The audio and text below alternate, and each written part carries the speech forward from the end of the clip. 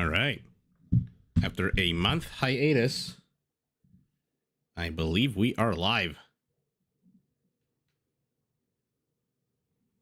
If you're watching this after the fact, feel free, skip forward the first few minutes always. Me just setting up the audio and stuff. But in any event, I'm going to start and we will move forward as people join. And whoever joins, let me know how the volume is. And let me know if everything sounds okay, looks okay. Like I said, it's been a month since we did this, and so I didn't really touch the settings, but who the hell knows? Okay, let's take a look at what's going on around the map, because we've got a bunch of Jerry games today, or tonight, depending on where you are.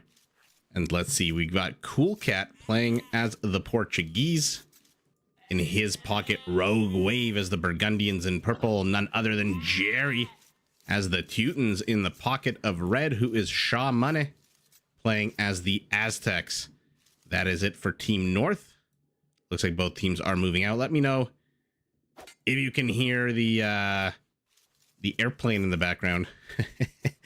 Putson as the Hindustanis. In his pocket, we've got Dan playing as the Tatars in teal. Where's his villager heading? For a lumbergap, no doubt.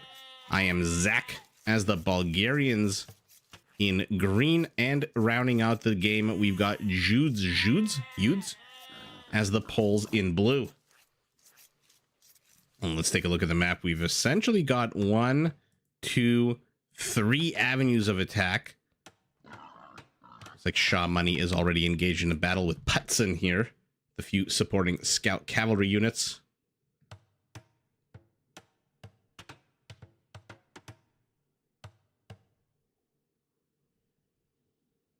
One second. Purple is pinging over here, letting his teammates know, hey, wait a second. Blue is making some kind of incursion into here, so you guys might want to beware. Ooh, the bows. Is he looking to lame some resources? It looks like Cool Cat. Oh, is he going to pull 3 boars? Is he going to try? 1, 2, 3. Let's see if Cool Cat is cool under pressure and see how many boars he ends up getting at the end of the day. Okay, takes a bit of a break to construct a palisade, slow the game down a little bit for him so he can focus. I like the strategy. Palisade delete, palisade delete.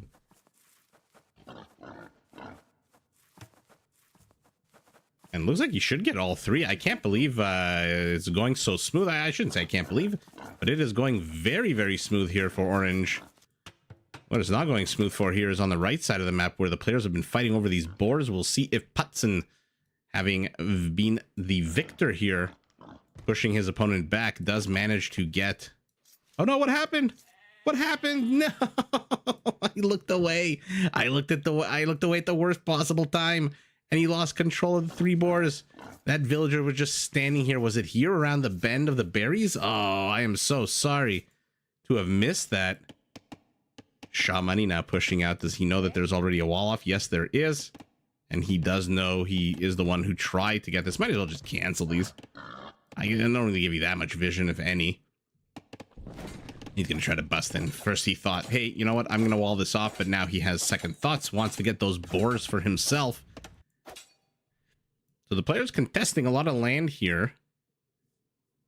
The only one not contesting anything is Jerry, who is just booming behind all this. His scout is here exploring. Not too sure why he needs to explore. The map is already unexplored. Oh, is Jerry pushing deer for Shaw Money?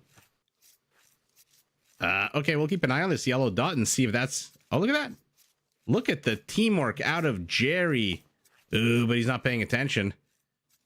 Why is he not paying attention? He's not fighting here. He should probably be helping Purple over here. There's 4 blue villagers making their way into the center of the base. A wolf joins in.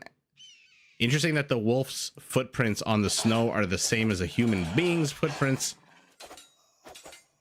We'll see if the next patch fixes that. But oh no, Purple is going... Things are going from bad to worse over here. Okay, Orange finally successfully pulled the boars. Let's see if he gets them. One goes down. A second goes down. A third goes down. This is 4 boars. 1,000 food that he's going to start gathering. And now the scouts are pivoting left. Jerry's scout as well. He says, forget the ibex. We've got an incursion on our hands that we need to take care of. To the right. Peace has fallen upon the land. As the players just say, you know what, F it. I don't want to invest any more energy into this. And look at Blue. Why did he push so hard to push into here and then just walled his villagers off? It looks like he did lose a villager. No, never mind. There's the 4th. Oh, she's way too weak to pull these boars. I wonder why he didn't just send a healthy one. And Rogue says, I don't want to deal with this at all. I like this idea. Let's wall you in. Why is Purple pinging over here? Oh, he's saying there's still a villager. Hoo. See what she can get done here. Oh, how sour is that? You're trying to pull boars. Where it is, oh, there's the 3rd one was left behind. I wonder if it's because of the wolf. Would look like Shaw Money, without Jerry's help, has managed to pull 2 boars. Where is he going with all these villagers?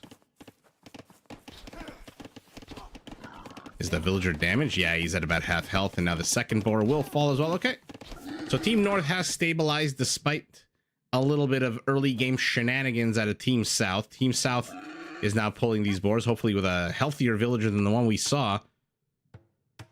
And the wall-off continues to the left. The wall-off is up to the right. More boars being pulled. Let's see if Putson does a better job. Okay, so far pretty decent. Might be a little bit of overkill with all these palisades. Oh no, he loses the 3rd boar. And there's that airplane I was talking about. Or a helicopter. Something's flying overhead. This villager who... Oh, no, my goodness, no! Man, the players are having a lot of difficulty tonight pulling these boars.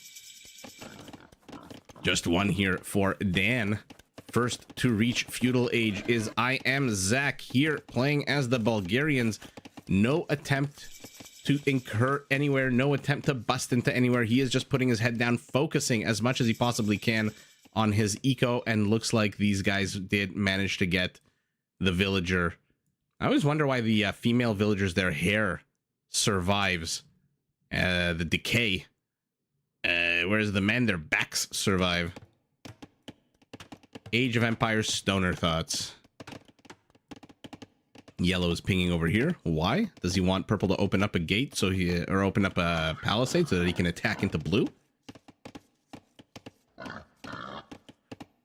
Or is grunting in our ears? Purple now pinging over here. Did Team North manage to sneak in any villagers? Oh, that's so sour as well. But with Loom, he should be okay. The problem is now the wolf has softened him up. And if the boars take or give any kind of damage... Okay, so Blue says F it. Doesn't want to risk the villager. That is very sour. There's no villager anywhere around. Oh, I hope his path doesn't take him into the arc of attack. Oh, no, no. Blue is going to lose this villager. Unless Blue has some kind of micro skills that we don't know about that he's going to... Oh, no. Oh, that is so sour. Okay, he is trying to... Oh no, oh no, oh no, oh no, Blue indecisive tries to fight the wolf. Okay. Oh, look at that. Look at that. 4 HP surviving on this villager who continues to plop down outposts. I guess he doesn't want any kind of incursion by Team North.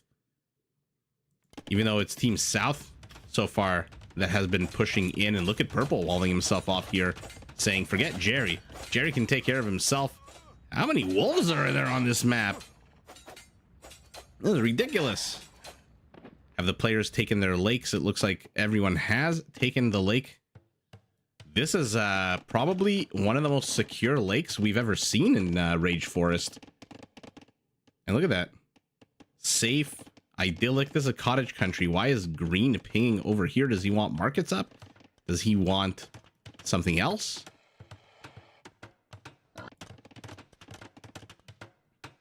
Now Jerry's also walling himself in, but a little bit too late here. That being said, Blue needs to be careful. These 3 villagers, okay, they are full health. So they're running right back into the tower. defense. And Jerry backs away. 2 extra town centers for our Tatar.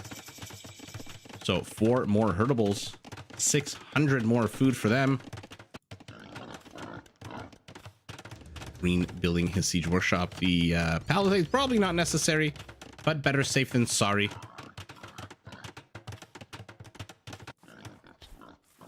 And now Teal is helping out. Okay, so both players on Team South very much invested in the micro here.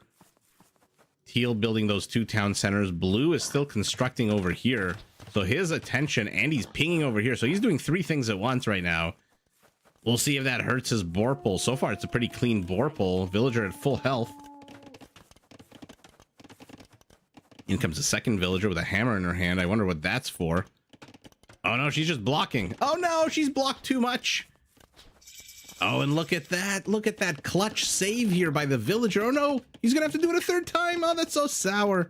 That is so freaking sour. He's gonna have to take some damage. And Teal tried to block the boar so that Blue could attack it. Unfortunately, Blue gave up prematurely. And everyone is in castle except for Putzin, Blue, and Rogue Wave.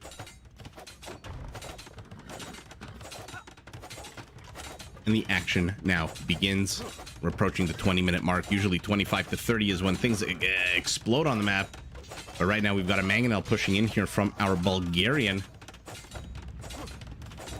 House going up for him. Why? Does he not have the wood? Yeah, he doesn't have the wood for much else. So keep the villager busy. Keep the villager occupied. Keep it in the vicinity of these Mangonels so you can repair them.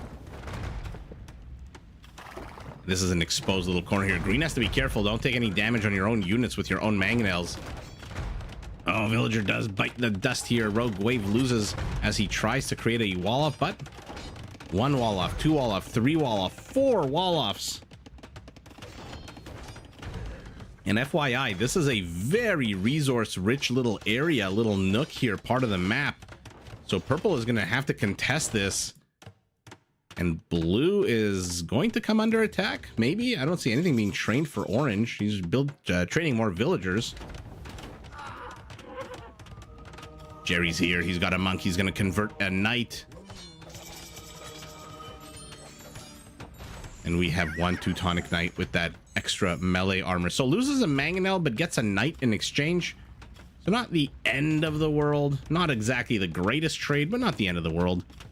To the right, peace. To the center, war.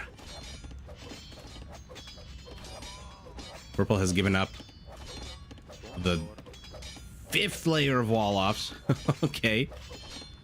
Having gotten that Mangonel, he knows that there's not much trouble that he's going to run across here anymore.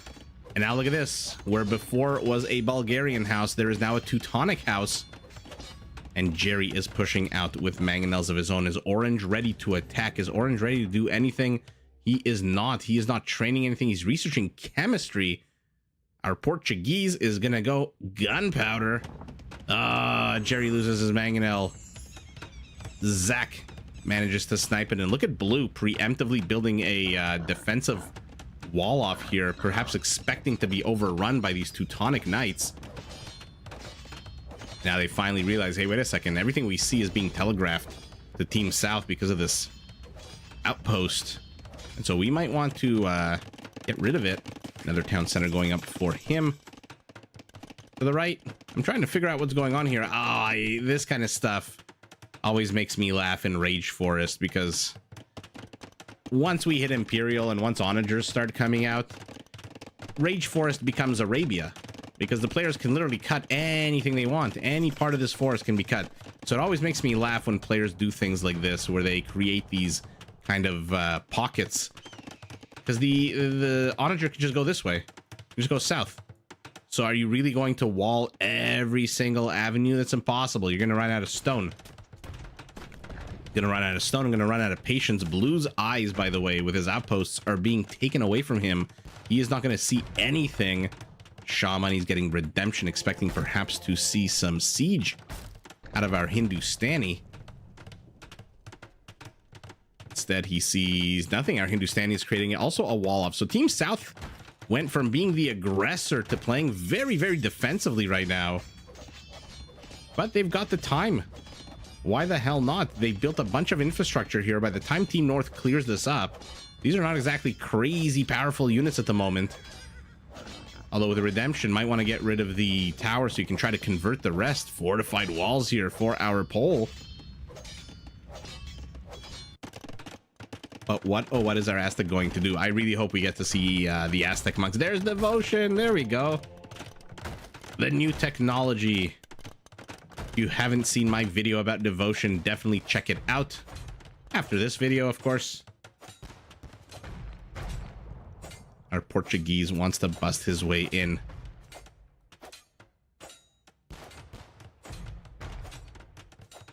Where are the Rams? Where is anything? To the north. Green is pinging here. Because they can see all of this, by the way. So with the palisades, with the houses, Team South can basically see everything that's happening in the center part, which gives them a lot of vision, and more importantly, they know how much time they have. And here we go. What the hell was the point of all these walls?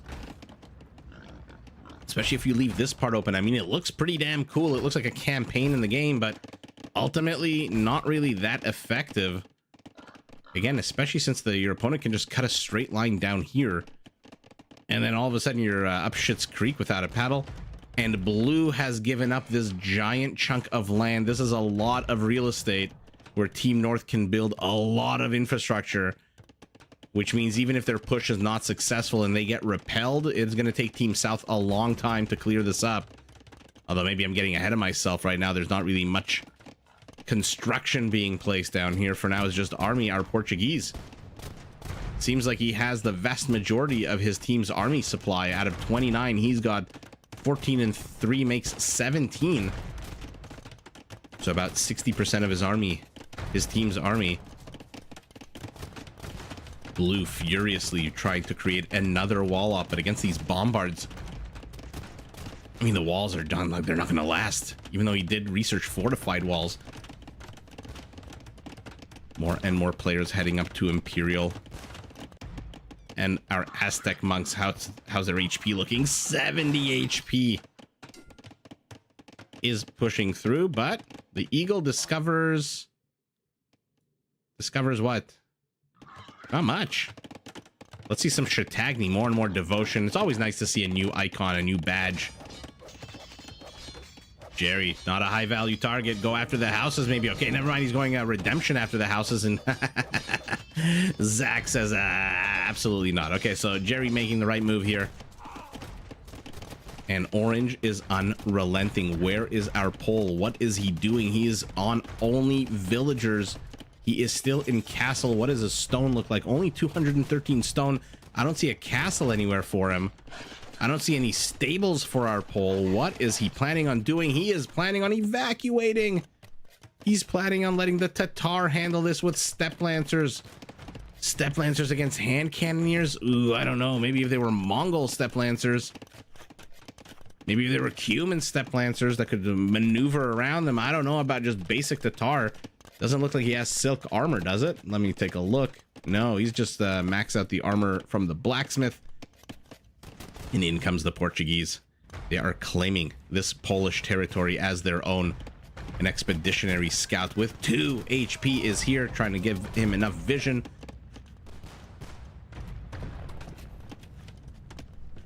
And what is going on? Why did the attack to the north stall? Why is Jerry just focusing on destroying some palisade walls? And here we go. Let's see. No, Tatar decides to back away. Looks like everyone but our pole is in Imperial. Our pole, yeah, look, he saved 1, 2, 3, 4 town centers for now. That's not bad. He's got a bunch of full works, but he is going pure villager. He is letting the Tatar handle this, and our Tatar numbers are increasing, and orange knows. He knows he's going to have to expect a counterattack at some point, so he's creating a little base of operations, and the Tatar splits up his army. Let's see how this goes. Remember, the Tatars do come, the step lancers come with 1 range, which means they can poke at these hand cannoneers through the gate. And that's exactly what they're doing. And even though this is a fantastic, very cool looking little nook that Cool Cat created for himself. Ultimately, yikes. The Steppe Lancers just eviscerate that army. Did they capture this land? Yes, they did. I mean, now those villagers are very much at risk. No, no, no, no, no, no. You do not want to be standing here. Although maybe you do want to be standing here. Maybe you do want to be standing in a choke point with your 17 attack hand cannoneer against the Steppe Lancers. The only problem, this is probably the worst cavalry unit to engage in a choke point because they can stack one over the other. And this is our Teuton's plan. He's getting conscription. He's getting onager. He's getting upgrades for his infantry. Orange is pinging here. Okay. Oh, because he knows there's cutting happening. He hears it. He sees it somehow. And our Tatar, fresh off the kills. He's like one of those bears that gets us a taste of blood in his mouth. And now he's on the rampage. He is goodbye, halberdier. I always love to see these Steppe Lancers poke at halberdiers. They kill them so freaking fast. They kill everything so fast, or at least it looks fast, because again, like 4 or 5 of them can attack at once. Yikes. Let's take a quick look at what's going on around the map, just in case I don't want to miss anything. Shatagni, no Shatagni yet for our Hindustani, who is... Oh no, never mind. Our Pole? Sorry, our Bulgarian is going... Okay, not our Pole. Steppe Lancers poke in, and all of a sudden there's a whole bunch of exposed infrastructure here for our Portuguese. I don't see a single defensive unit here. There's 3 villagers. Oh, but he goes, forget that. I want to go into the center, and this is what I'm talking about. At around the Imperial Age mark, and our Pole, by the way, finally going up to Imperial, this map, closed as it is in the beginning, becomes Arabia. Is there even a point to things like this with the fancy wall-offs that, again, look very, very cool, but ultimately serve zero purpose? If you're in the chat, if you're watching this, say hello. If you're new here, you don't know who the hell I am, or if you're an old-timer, feel free to say hi as we watch. Steppe Lancer is a little dazed and confused here. Let's take a look at their upgrades. So they're fully upgraded, although without silk armor at the moment. Wait a second, does silk armor affect Steppe Lancers? I know Cav Archers and Hussars. I think Steppe Lancers as well. Ooh, ooh, ooh, but now we've got Burgundian Paladins. They're not the best Paladins, but they're cheap to get there, and there are 41 of them. Brian, how are you tonight? Thanks for joining. I'm glad to be back and doing lives. Oh, these Paladins are gonna absolutely wreck. Shitty as they are, the Burgundian Paladins are still gonna wreck a bunch of Steppe Lancers. And there it is, silk armor. Elite Keshik as well. And now the Bulgarian two-handed swordsmen, are they have Baganes? Let's take a look as my clicking skills are still shitty. No, they do not. Oh my goodness! A sea of red monks is pushing forward. 85 HP, so he is 3 upgrades shy of fully upgrading everything. Do these hand cannoneers have Shatagni? No, they still don't. So with 9 range, I mean, I'm assuming these guys have block printing. Yes, they do, so their range is 12. Bulgarian halberdiers going to put up a valiant effort here, but they will die. Jerry is going to do his magic. Jerry hasn't done very much this game. Although now that he has siege onagers as the Teutons, I wonder if we'll see Ironclad and get some armor on these guys. I was hoping he was getting infantry upgrades. I was hoping he was going to go with some Teutonic Knights for our viewing pleasure, but no, it is Rogue Wave who pushes out with his Paladins. Our Bulgarian green, he needs the Bilbo Baggins upgrade. He needs to get that melee upgrade up ASAP. And the Steppe Lancers have been stopped, not without a cost, but they have been stopped.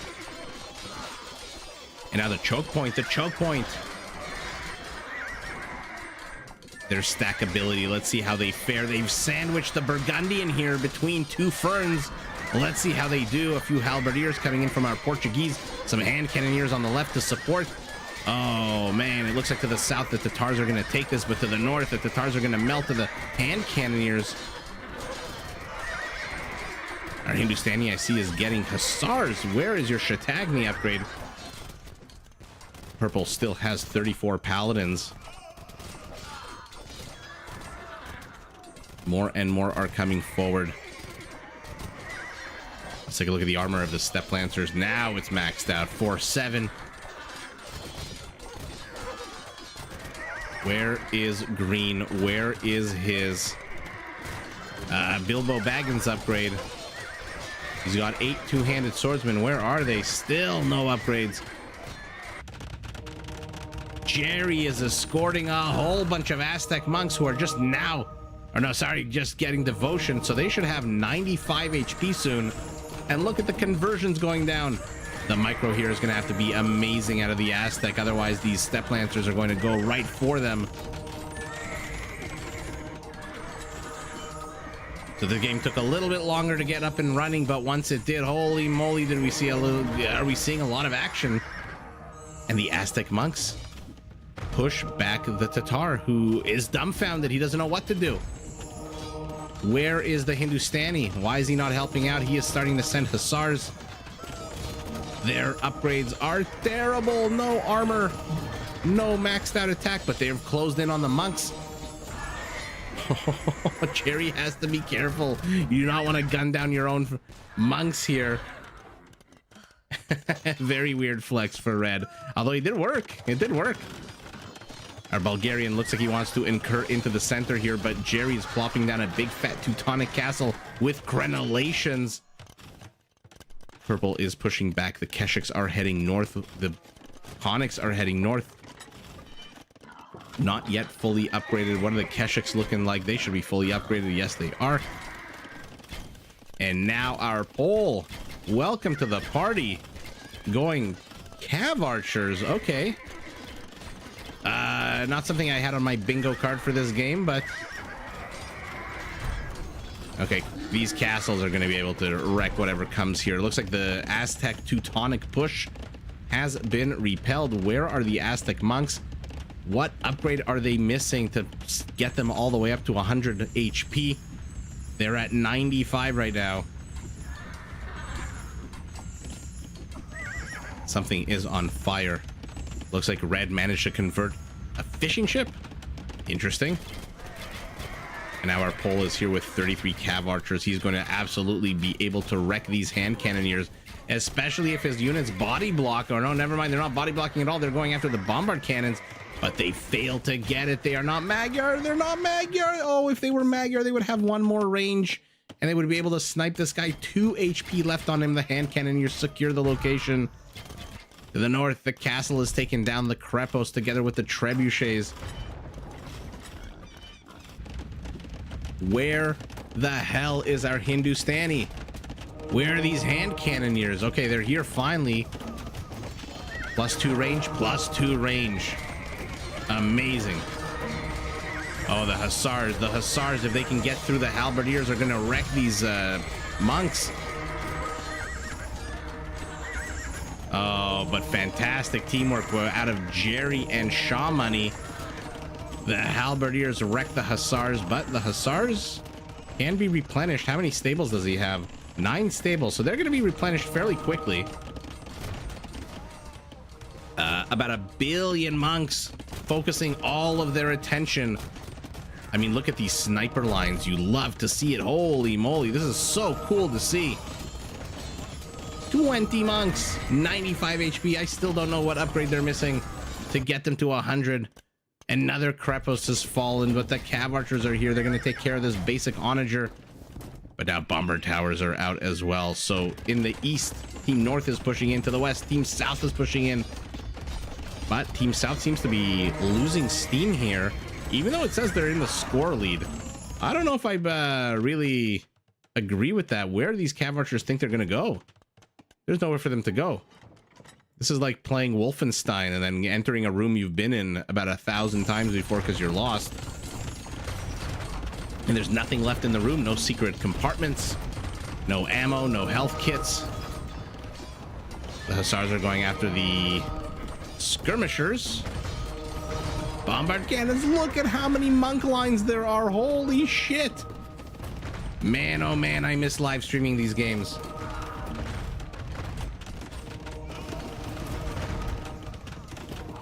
Oh, is that? That's what happens, Brian? And we've seen this in the deathmatch games. Monks that can take an onager shot, a siege onager shot to the face because they have 95 HP. And look at that, a second one, and only 2 monks die. But the Keshiks are here. They take one onager shot to the face. They take a second. Oh no, that was disgusting. That was disgusting. It's a Keshik pancake.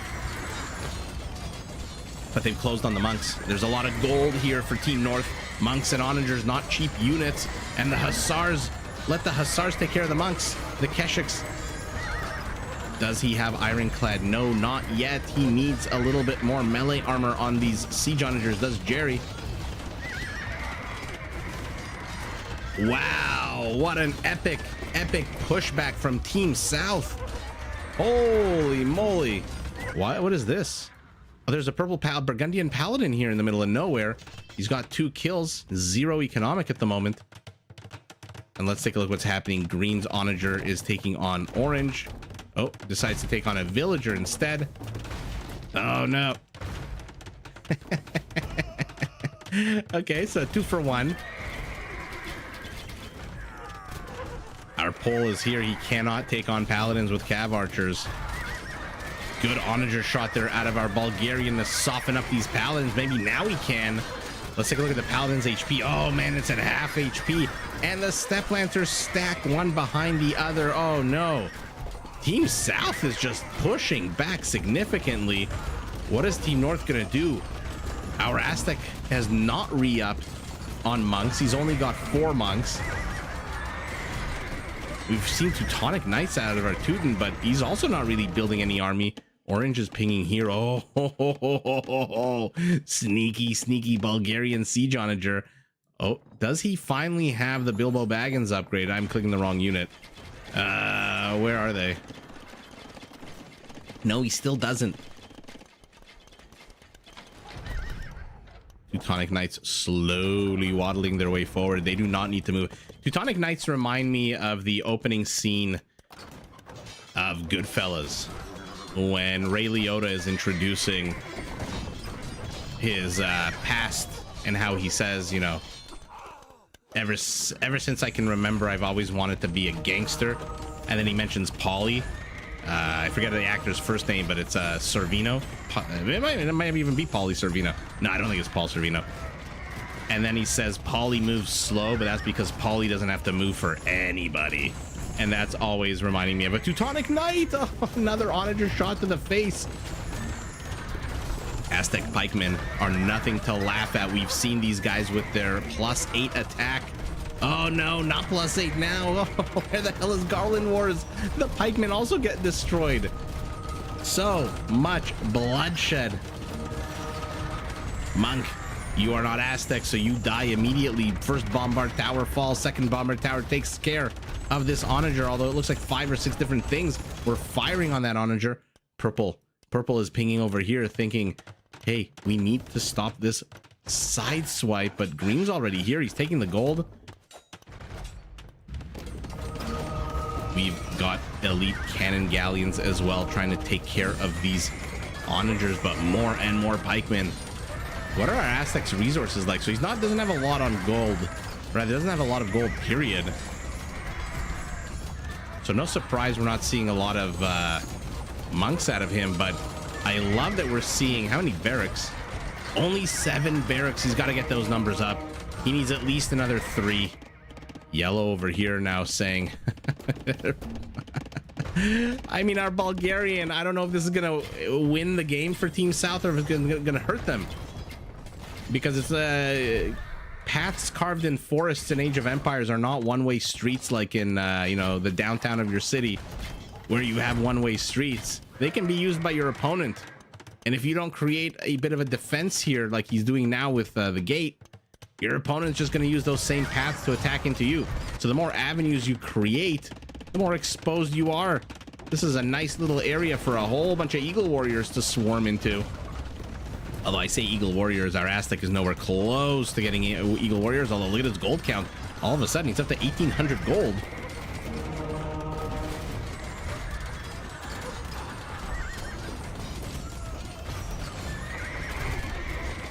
absolute carnage.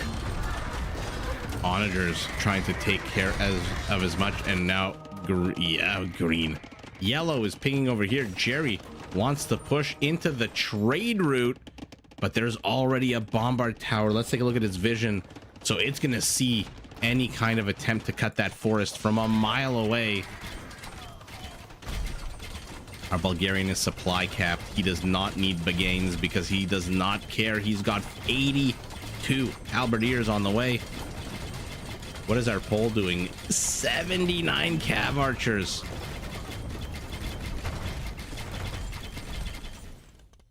Ooh, this is potentially very bad if they can get a Treb or two in here.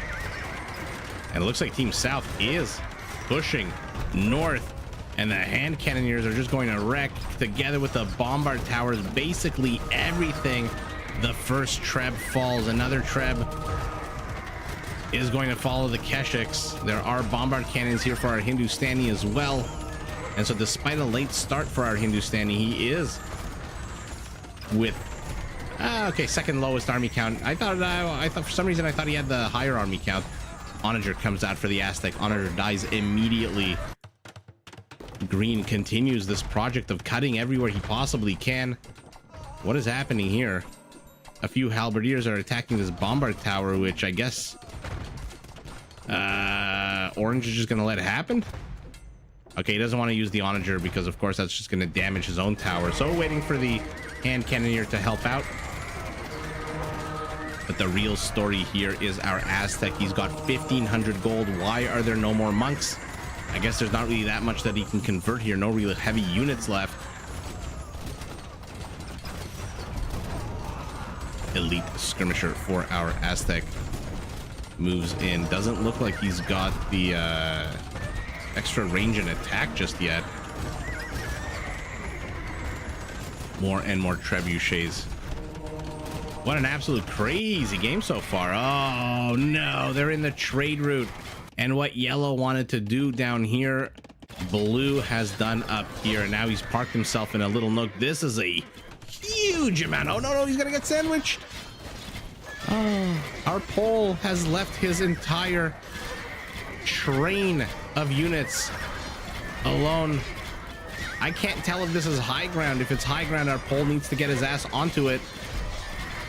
But with 64 cav archers, that is enough to one-shot these. Oh no, bloodlineless. Like I said, Burgundian paladins, because the techs are cheaper, because they get to them first, they, you know, clip their wings a little bit without bloodline. So they're stuck at 160 HP. Which means these cav archers are having a freaking field day right now. Green and blue both pinging over here, both paying attention to the bombard tower's vision, and they see red, but there's not a lot where red can go in that he's not going to come under attack here. Let's see him move another few tiles forward and he's going to get killed. Okay, the first ball, and down you go. Okay, so so he's seen the tower to the left, hasn't seen the two towers to the right. Keshik's continuing to be sent forward with step lancers support and hand cannoneer and a whole bunch of Hindustani gunpowder, as well as trebs for everyone. To the left, what happened with this incursion? Not much.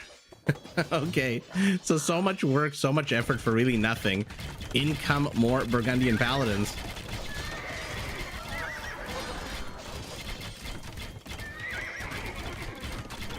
Oh yeah, no, it's the violence and the length of these games that I'd imagine, Brian, are really... I forget who I saw. I was watching recently on Twitch.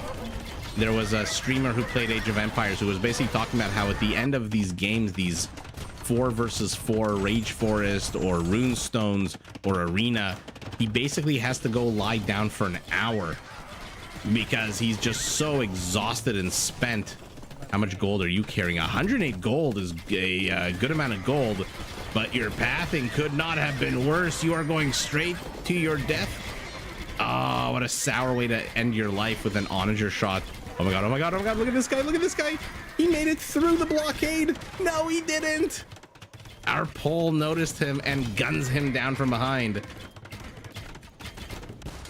Yeah, oh, looks like a few of these Shatagnis got knocked down as well by a few onager shots. These onagers are just proving themselves to be so freaking deadly. Ram, what is this, the 20-minute mark of the game when this was happening? We're back to square one over here on the left side of the map. Our Aztec is out of resources. He's got only food. If only he could train Hussars, that would help, but he cannot. Our Bulgarian has 2,500 gold. Team North is broke. Jerry has the most gold. More gold than all three other team members combined.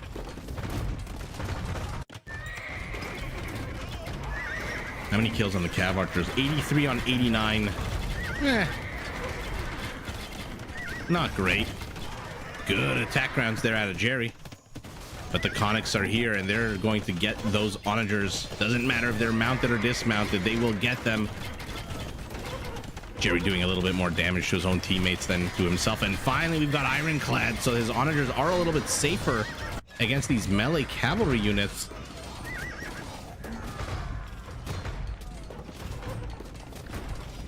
More Teutonic infrastructure went up, halfway up, and then came under Tatar attack. And it looks like Team North is just... I mean, their scores are only about 10-15% difference. Oh, another fantastic onager shot. Another fantastic onager shot. But this is not good. Their trade is being stopped. Although, look at these Portuguese bombard towers. Putting in the work defending their trade carts. 13 of them. I'm going to zoom out even more. No, just the 13. Oh, flattened. Incredible. Our pole is not paying attention. His Cav Archer count has just been cut in half here in the front lines, which gives our Burgundian an opportunity. They need Trebs. They need something to get rid of these bombard towers of their opponent here on the left. Back to the right side we go as more Aztec siege crawls forward. Oh my god. Oh, this is such a fun game so far.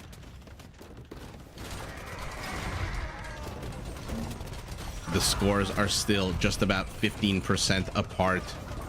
Purple is pinging over here. He needs to clear this up. Team North needs to clear this little incursion up. They've done an amazing job taking that excuse me, taking down the pole's numbers. I'm just gonna have a sip of water because my voice is so, oh goodness, strained.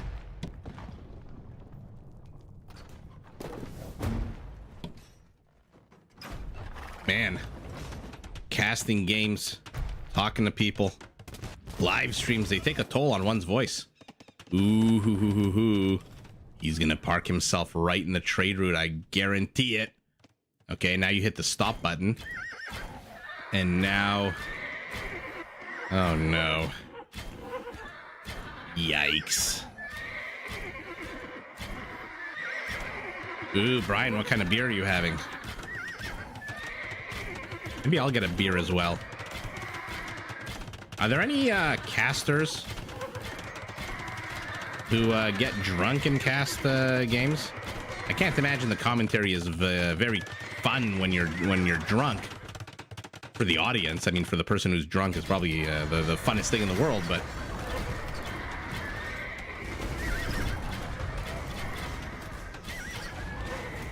that was very scary there. But those Cav Archers are still alive.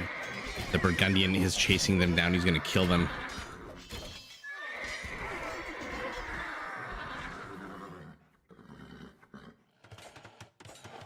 It does. A friend of mine was talking about how he couldn't bring himself to cast. It's so chaotic. Locoser, Doubt, T90, they cast games drunk? Really? I milked the Alliance. Nice to see you. I've had not boar meat. I've had what's it called? No, actually, no. Wild hog is boar, right? We have one restaurant in Toronto that sells hot dogs made out of all these kinds of crazy meats, like alligator. Oh, he killed his teammates' units here. And I have had Wild Hog, which I think is the same thing as Boar. Yeah, Team North is in serious trouble. I don't see them lasting much longer here. An hour and 15 minutes into the game. I mean, these Burgundian Paladins are trying their best to get at the Onagers. But the hand cannoneers, the Keshiks, look at the army count difference, 288 to 80.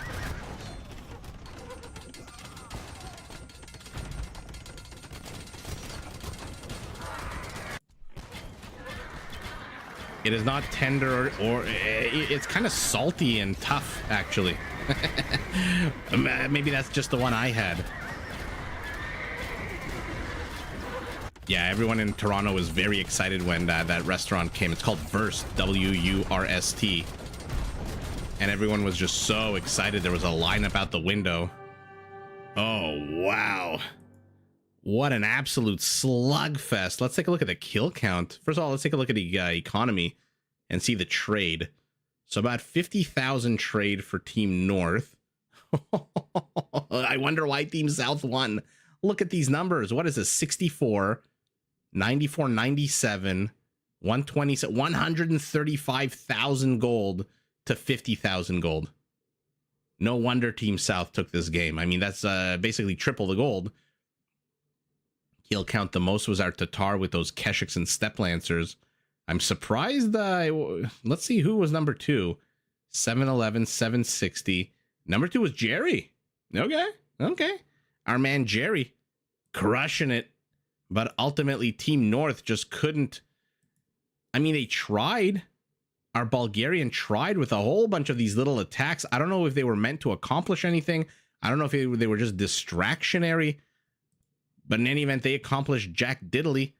And our Hindustani, who loves to wall off random parts of the forest, did exactly that. And it didn't really matter how many hand cannoneers. 62 hand cannoneers. You're having a poker beer. It's the most common blonde lager. What a cool ending animation here to end this game on with these Chattagny hand cannoneer chemtrails. I don't know why I keep saying Chattagny hand cannoneers. They're just hand cannoneers with chemtrails here. But what a push. Our Pole for a while looked like he was about to die when our Portuguese pushed into his base, but the Step Lancer saved his ass. And let's see if we kind of more fun we can have here. Lord of Wolf. Favorite part was a little area the player made for those hand cannoneers. Yeah, exactly. That was adorable. Where was that? That was here, right? He made that little... Oh, no, here it is. Oh, it's still up. Look at that, Brian. He heard you. This gate never really went up. Oh, I thought it went up. So he was being attacked on two sides, to the northwest and the northeast. Oh, I see. I thought this gate had gone up, which is why I was a bit more confident in the hand cannoneers in there. Yikes. All right. Well, that's a game with Jerry. Let's take one of the newer games. Yeah, whatever. We'll just start with the first one. And let's make sure we get all the teams right.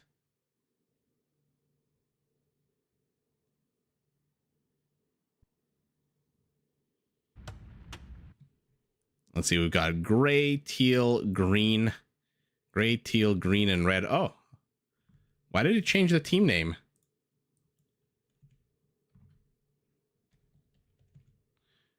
So again, we've got a north-south split map. And let's see. GG out as the Franks in his pocket. Jordan as the Vietnamese. Philip as the Ethiopians and teal in the other pocket. And the Magyars played by Avion in green. Yeah, Jordan, I'm glad he's been playing. And my video today was a Jordan Arena game, which was pretty fun with the Khmer Ballista Elephants. Samaro as the Malay taking on the Magyars. Scorpion, get over here, he says to the boar. Our Hun in orange in his pocket as the Incas saps. And rounding out the game, Dratek as the Berbers in purple. Let's take a look at the map because this looks like a lot messier than the previous game. Purple is kind of screwed here. He's got 2 places he needs to wall off. A little bit of a random forest here in the middle, as it looks like red has already discovered this. Jordan's scout, though, is in a bit of trouble. Oh, he dies right before he gets the villager. She survives with 1 HP. That is very sour. Due north of our Incan base, we've got a nice little area here, a nice little hallway with a few boars and tigers that he might want to wall off. And then I don't even know what the hell this is. How do you even begin walling this off? Blue has already started here to the north of his base. It looks like more villagers are coming forward. He'll probably want to wall off and get these boars here. But Teal has discovered this. He's pinging his teammates saying, hey, I need some reinforcements here, because Green and I are basically dead, and Green just died now. So Avion no longer has a scout. So we've got 1, 2, 3 areas of attack. And then if that wasn't confusing and complicated enough, we've got an east-west corridor here. He says east-west as he clicks his mouse west-east, because of course. So let's see how this game goes. What about lakes? We've got 1. Do we have 1 lake only for the entire map? Oh, look at that. So who are the lucky boys and girls who get the lake? It looks like our Inca is going to take the lake, and obviously our Vietnamese, it's in the back of his base. Green pinging over here.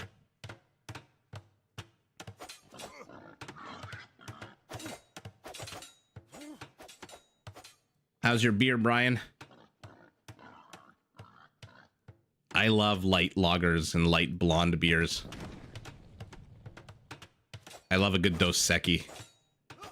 I once drank like 6 Dos Equis, and I didn't even realize how powerful they were. At least on me. I don't know if that says something about my tolerance, but I drank them. They're just like, they're like water. They're so smooth. Wall off here. This villager, full health. We'll see if she tries to take the boar. Okay, so purple has secured the 2 horns north of his base, together with yellow, our Inca, who not only takes the water but secures the northern perimeter of his base. But now again, both players have given up this part of the map, which means this east-west corridor is completely open. And who's walling it off? Blue. Okay. So they are taking control of it. Let's see if this villager can escape unharmed here. Looks like Orange sending a scout to assist. Why does the scout feel like it's moving super slow? What is that on the ground here? What is this? I guess this oh, maybe that dead scout from before.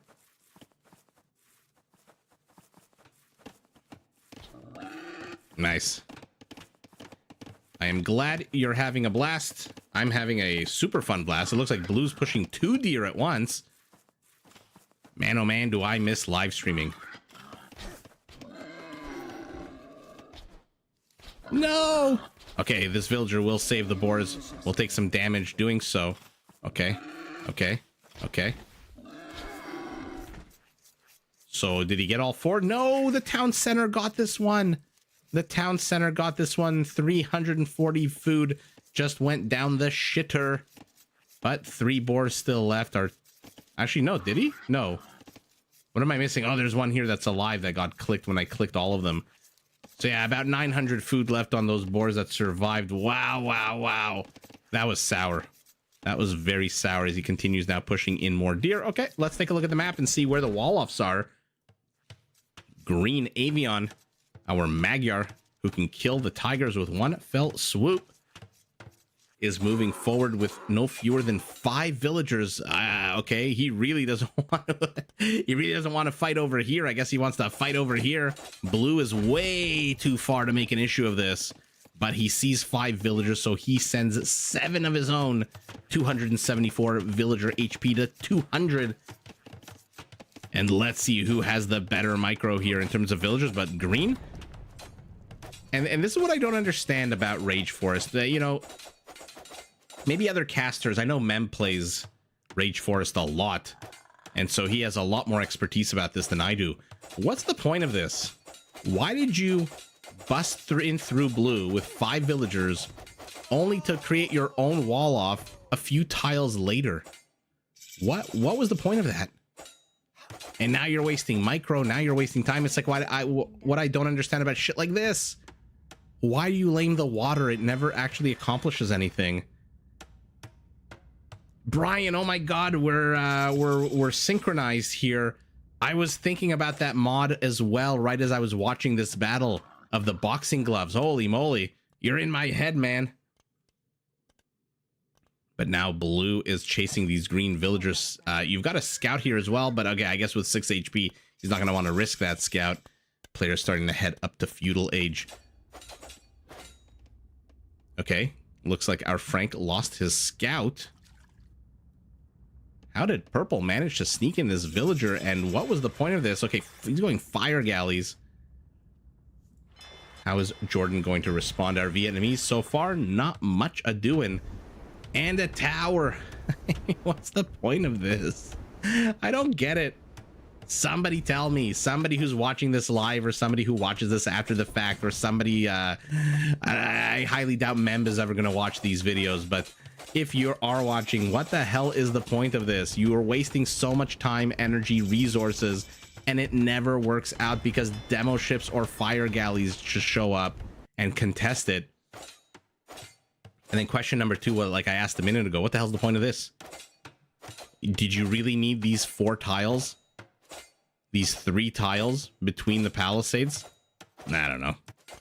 Seems like a waste of wood to me, but I'm not a Rage Forest player, so maybe there is a logic. Maybe there is a... What's the expression? Method to the madness? And now his tower gets canceled because the villager died to the counter tower. And this is what I'm talking about. It never works out. You never manage to sneak enough villagers. You never manage to build enough docks to absolutely kill your opponent. And he's still committing, and now he's adding demo ships. Oh my god. Yeah, Brian, that's a legit reason, is trying to force errors, but is it really worth it? How much wood did he invest here, purple? Look at his stone count. He wasted all... He got the tower up a huge portion, lost a bunch of stone and wood. Now he's sitting on 43 stone. And he accomplished nothing. Now he's doubling down on it. I don't get it. Meanwhile, these 2 players are still fighting over 3 tiles here to the left side of the map. And looks like the green villagers were cleaned up despite their attempt to wall themselves in here with these palisades. And let's take a look at what players are doing as they start hitting castle. Our Hun, no houses necessary, 2 extra town centers for him. So he is going to boom, boom, boom. As is our Inca, who is still in feudal, 40 seconds away from castle. And here we go. Demo. And demo gets jack shit done. But another demo is on the way, because why the hell not? You are wasting a serious amount of resources. I guess you're trying to force your opponent to waste resources as well. I don't know. Oh my god. The boars are having a fit. They're stuck. I don't think he realizes that he's stuck here behind 2 of these rainforest trees. No, don't kill the boar here. Oh, but the boar is smart enough. They adapt, they learn. Oh my god. He loses control of one of them. What happened there? The boar is just kind of derped out for a second. Then they went to the right side. And now they're back with a vengeance. They are chasing this villager, who is still very far from his town center. And he's only at half his HP. He's going to take another hit. Okay, so he's not luring them to the town center. He's luring them to the mill. But that means he can't garrison the villager. But doesn't really need to. Gets both boars. I don't know what the hell happened here. I don't think he realized, either he wasn't paying attention or he didn't realize that these weren't open. That this is not just a random shrub like this. This is nothing. This is just a bit of a pimple on the map. This, though, is an actual tree. Another demo raft. Why? Oh, he's going after the ships. He's going after the fishing ships. He gets 2 fishing ships. Okay. Meanwhile, his dock is at Ooh, what's the demo ship? The fire galley rather is definitely going to come out before. And Jordan is now realizing that, and he's training his own fire galley to contest it. Yeah, that board like put the pedal to the metal. And now green continues to push in. What are his resources? He doesn't have wood to build anything. He doesn't have food to train anything. He doesn't have gold to buy anything. Maybe stone, maybe tower pushing here. Maybe. This base is pretty undefended. Samara or Malay is, I don't know. Malay can take their time to go up to the next stage, but I don't know about this base here, just completely open. See, Jordan here just needs to use one of these fire galleys and then immediately pivot. Okay, finally, it looks like Dratek has ended his attack here, proving my point that this is all completely useless. And now Jordan, what is he going to do? Probably delete the fire ships? Another tower for green, so this is exactly what he wanted to do. Great pinging over here. Why? Is he telling red to set up some kind of infrastructure? There are red villagers heading this way. Let's see what purple has behind this, having spent a whole bunch of resources. He is just now clicking up to castle. Although never mind. I flipped the progress bar. No, he is almost at castle. Our Inca is going Eagle Warriors. He's got a siege tower. The ram. Tower with, okay, so the Eagles are leading the charge. I wonder if gray was pinging over here to say, hey, there's going to be a yellow incursion here, but I think this is safe, right? I don't think the siege tower can go through 2 tiles or 3 tiles, and I think yellow has seen that it's double walled. Okay, so he knows he's not getting behind there with that siege tower, so he wasted also a bunch of resources, but now he's here next to the Franks base. And we're in castle, so these Eagle Warriors now come with an attack bonus against cavalry of +3, which means that even knights are not safe. And this is a lot of Incan Eagles. How is GG Out going to respond, and will Jordan send assistance? What is he doing? He is building a lumber camp. I wonder if GG Out told him, hey, don't worry, bro, I got this.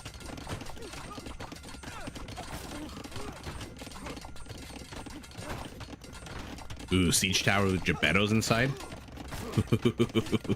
Sounds deadly. Okay, the knights are taking advantage of the eagles. I don't think the eagles need to run away from this. Okay, they need to run away because they're running and trying to trap the knights with monks. Okay, now he's just gonna go back to this. Beautiful play so far out of our Incan.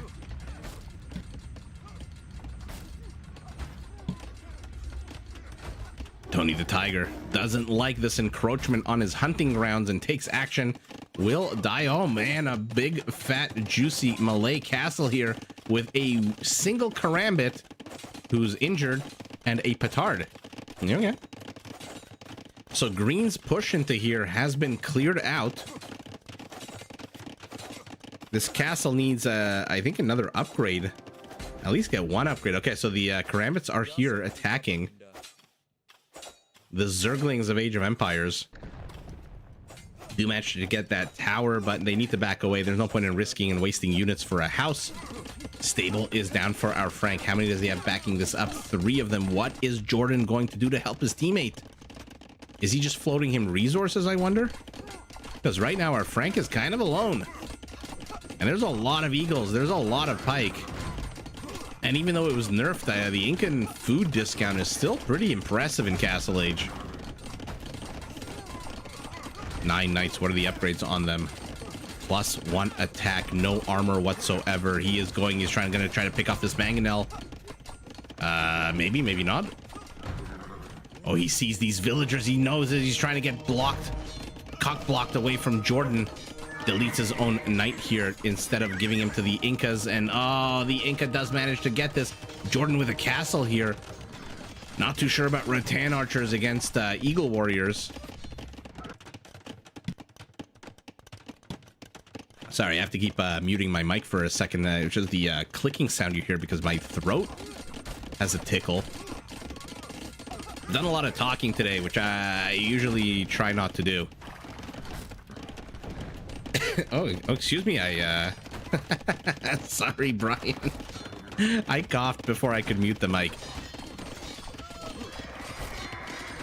Okay, the Knights should clear this up, especially with a town... Okay, never mind. I thought the town center had a lot more villagers inside of it.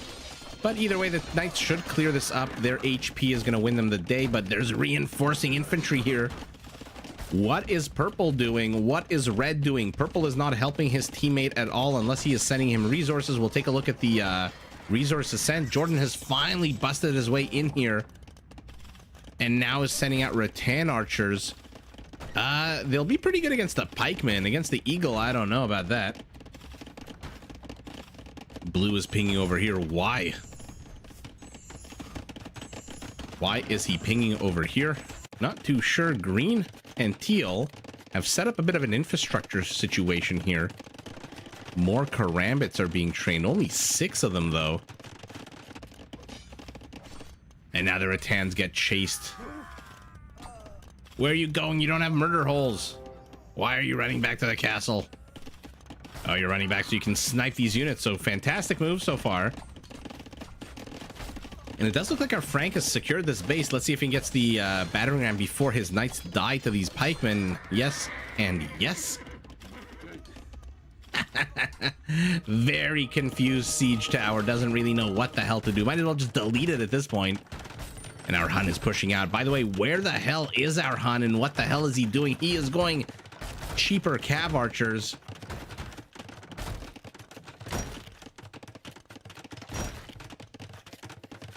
Oh, Brian. In 2024, I'm gonna do a spoiler here because you were so awesome to join the live stream, and I guess the other 9 people who are listening to this, hopefully not on mute. In 2024, I'm gonna open up a Discord and we're gonna start having community games. And I'm gonna join in on those games. I'm gonna cast the games, play the games. So for now, play against the computer, sharpen your skills. And then starting in 2024, I'm going to open up Discord. Being involved in the Fastest Chaos Deathmatch tournament really opened my eyes to how powerful a social media platform Discord actually is for the Age of Empires community. And so I think I've been sleeping a little bit too long on creating my own Discord, which, like I said, in the next month or so will be opening up. So stay tuned. And yeah, we'll get to play, we'll get to cast. Where is Purple going? Oh, oh my goodness, I'm so sorry. I am really, really sorry. My hand is moving to mute the microphone, but sometimes I guess it's not fast enough. Oh, I'm counting you in my Discord. Oh, you have a cat? What kind of cat? I'm very much a cat person. My wife is a dog person, which means we have a dog. And she does not like cats. And uh-oh, to the east of the map, our Frank has been dislodged from his homeland, and it looks like the same is about to happen to the Malay to the west. Hey, Rafa's world. Welcome to the cast.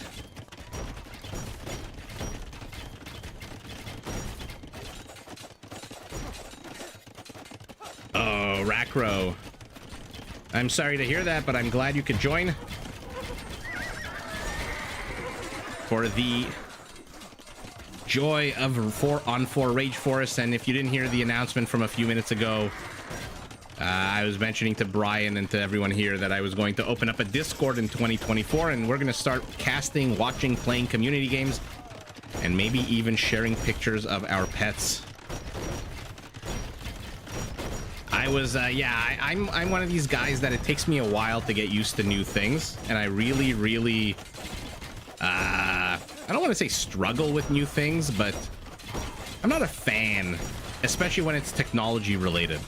Because I don't feel myself being that great with technology. Scav archers here dying for the Hun, but he doesn't care. They're discounted. He is now an Imperial, so full ass discount. But Discord, I think, is going to be definitely a must. Yeah, I'm looking forward to it too.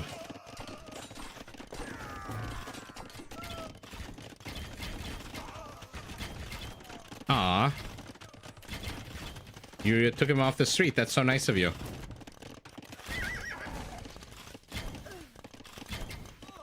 Take some good pictures. We'll share them on Discord. I've basically had cats my entire life. And then when my last one passed away, before I got a new one, I met my wife and she had a dog. And don't get me wrong, I like dogs too, but if I had to be a, you know, a something person, it would be a cat person.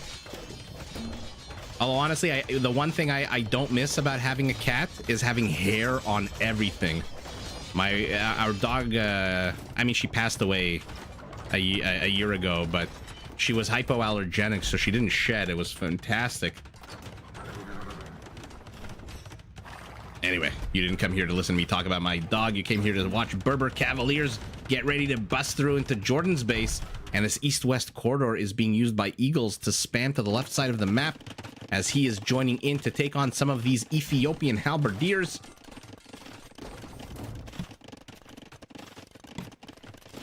I'm very sorry. I'm starting to cough a lot. I hope I'm not getting sick or nothing. It's just been a lot of casting recently with the tournament games and the premieres and just the daily videos. What killed this mangonel? Oh, the castle on the high ground. Okay, so he pokes in, sees that there's a castle, and then immediately pokes out. I mean, what did you... what the hell did you expect? A committee of open arms? Karambits. Not elite. Upgrades are shitty. Not elite. He's not an Imperial yet. Cav archers, though, are fully upgraded. Elite Eagle Warriors, they need more armor. They need more attack. Our Inca needs to get the armor numbers up on these guys. You've got 3 dogs, 1 cat, 16 goats, and 6 cows. Oh, Tennessee sounds awesome. You know, actually, a funny thing about Tennessee, my wife and I were thinking to get away for a few days at the end of the year, once all the holidays are over, right before New Year's, because our baby is finally at that stage where he can kind of sleep kind of throughout the night. So with a little bit of help, we can leave him with some family. And we were thinking, we both love New York City, we both love Miami, we both love Las Vegas. But Vegas is too far, LA is too far, New York is too cold, Boston is too cold. And I was actually looking at not Knoxville, Nashville, Tennessee, sorry. I don't know why I thought Knoxville, but Nashville I was looking at for a few days. But man, that sounds like awesome.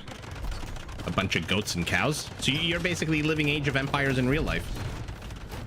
Except your goats and cows are not being stolen by enemy scout units. Here we go. Onagers are going to demolish. He goes for the one to the right first. Now he's probably going to go for the one on the left. No, he goes for the one in the center. Gets all 3 trebuchets. And all of a sudden, what is with these games being delayed? When we used to watch these a month or 2 ago, or 3 months ago, or a year ago, it was around the 30-minute mark where shit would hit the fan. Now, all of a sudden, it's at the 40-minute mark. Why are there random light cavalry units here out of our Hun? Meat shield? You've got Karambits as a meat shield. By the way, what are the upgrades on those Karambits now? Always curious to see on this trash. +1 max armor. Ugh. So we've got Magyar Cav Archers. No recurve bow just yet. There it is. No, never mind. That's Corvinian army. Somehow, our Frank still has a base up. And by the way, look at our Frank. Oh, there's a car horn in my parking lot. Always some piece of shit with the loud noises. No one has any manners anymore these days. Now I really sound like a crotchety old man. One thing that people sleep on with the Franks, by the way, is their infantry line. It is pristine. They have all upgrades. Yikes. And this guy's still around. Okay. This guy's still freaking here. Oh my god, right as I say that, the eagles inside die as well. That onager blast, just way too powerful. And there's recurve bow. So now these Magyar cav archers will come with a 12 attack, 8 range. The Hunnic cav archers need to get the F out. Although they are much cheaper.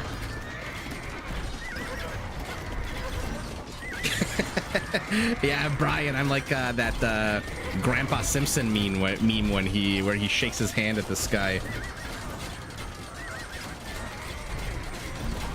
Only by coyotes? Do you say coyotes or do you say coyotes? Nashville is nice, but super crowded. Yeah. I just want to, honestly, I really just want to take a few days, if even just one day, because Toronto is not that far away from a lot of major cities in the US. I can even leave in the morning and come back at night. I just want to eat some good food. I miss traveling to the US and having some good old-fashioned American junk food. The shit we have here in Canada is just, ugh. It's like a bland version. You know what it is? It's a light cavalry compared to a hussar. That's the food we have in Canada compared to places like New York or Las Vegas or Miami.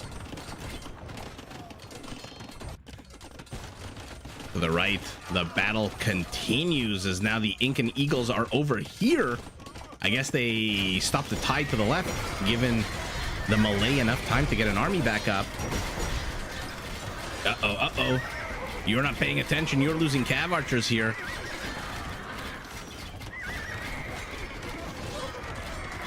And the game has basically carved the map in half.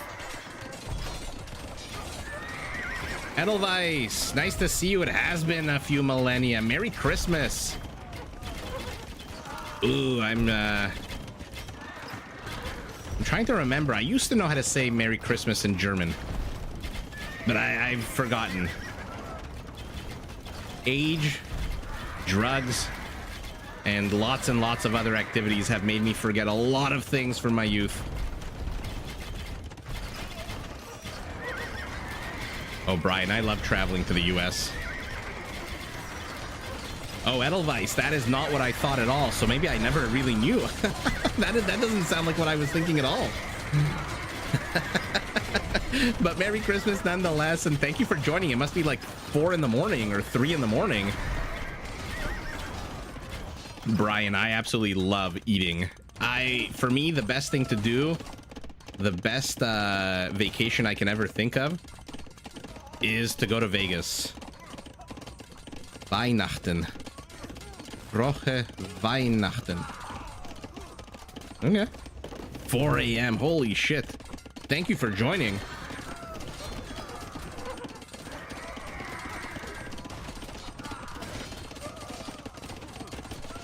You're Brazilian. My parents went to Brazil, and they said they had some of the best steaks in their life. Eagles defending against halberdiers. They're going to absolutely have their way with these halberdiers. This is basically a halberdier's nightmare. Eagles and hand cannoneers. Probably the two worst things a halberdier could attack in this game, and they are attacking it. We've got more Magyar cav archers, Magyar hussars, with Corvinian army now no longer cost gold. And remember, their attack bonus is now against siege +8. It's a better attack bonus than a Mangudai has against siege. So this Magyar army is quickly becoming very, very dangerous.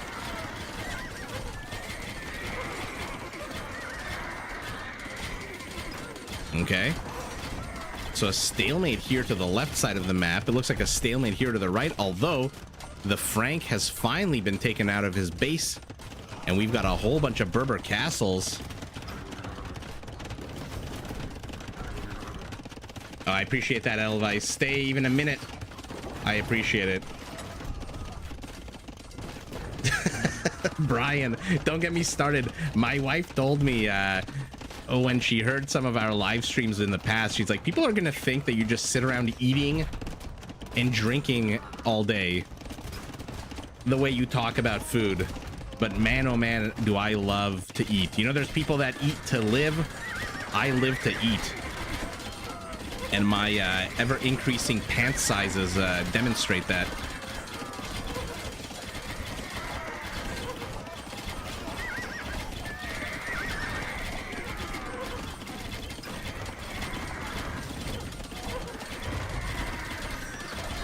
I mean, this is just a slaughter of halberdiers to the left and to the right side of the map. But he's got to be careful. Hand cannoneers, bombards, eagles, Kamayuks, basically anything and everything that our Incan can throw at this army. Gerardo, hello, hello, and welcome.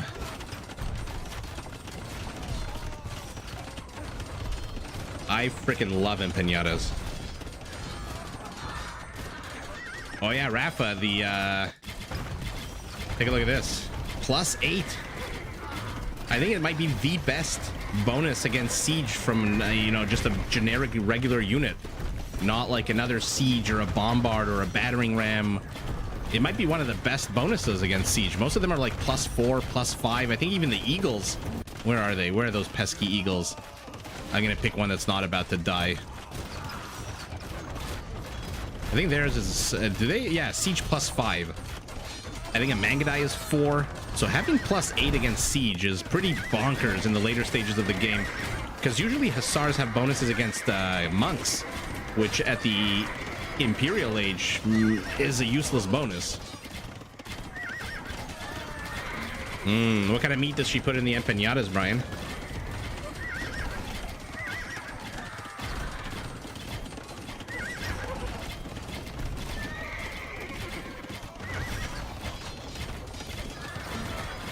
I mean, our Magyar is here.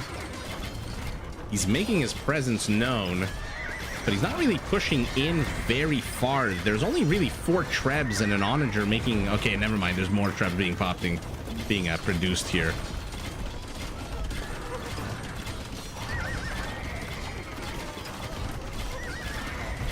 Oh, Gerardo?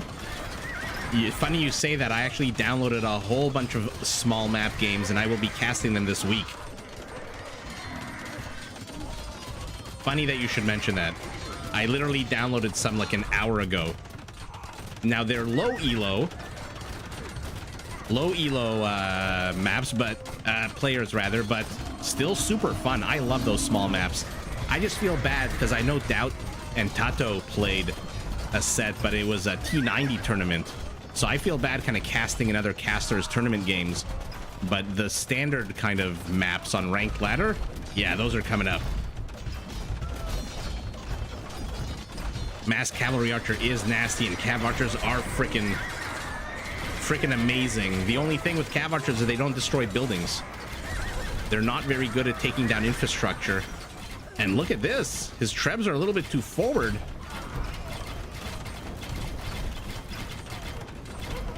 Oh, man. Brian, you just like said the password to all of my emails. Cheese, beef, and spice. I mean, there's pretty much nothing better. Maybe add a bit more sauce. Some kind of sauce or something. But spice, cheese, and beef? You just got my fat person... yeah, how do I say this? I have like a food erection now just thinking about how delicious those empanadas must be. Yeah, I do love Cav Archers, though, especially when you have one that's super powerful with extra range and attack versus one that's cheaper. It's always a fun thing in Age of Empires. Do you go upgrades? Do you go quantity or quality? And it's always super fun to actually watch it in person. More Trebs are being destroyed. Once these Trebs are gone, by the way, the push is over. These Cav Archers are not going to push into... Holy shit! 19 towers! No, maybe more. No, 19. Yeah, those Cav Archers are not going anywhere near those. And all of a sudden, the melee has stabilized. I see some raiding here. A few of these Berber cheaper stable units. And Jordan is just getting no traction with these Vietnamese. Does he have the pothead, the marijuana, 420 HP? Yes, he does. They are fully upgraded. but they are just dying to these hand cannoneers and cavaliers. Holy shit. Yeah, nothing's perfect in Age of Empires. That's one thing I love about the game. There's no one unit that is just perfect. You know, it's not no particular unit on its own. There's always a counter. There's always a way to counter. And that just makes the game so much fun. And it also makes the debate pretty crazy because I don't know if you guys know, I'm always on Reddit. Even though it's like a trash. It looks like this guy's just chasing along. He's not really attacking anything here. How many kills does he have? 8 kills, all economic. Okay, so he has managed to get a few trade cards. But he moves slower than them. So he's, in theory, should never really catch up. Berber Castle is down. Yeah, Rafa, that's part of the fun of the game is you have to, like, sometimes you just don't know what to choose. Sometimes there's no real right answer. And it's just kind of how you use whatever you choose. Elephant Archer begs to differ. Yeah. True, the Dravidian Elephant Archer is pretty badass.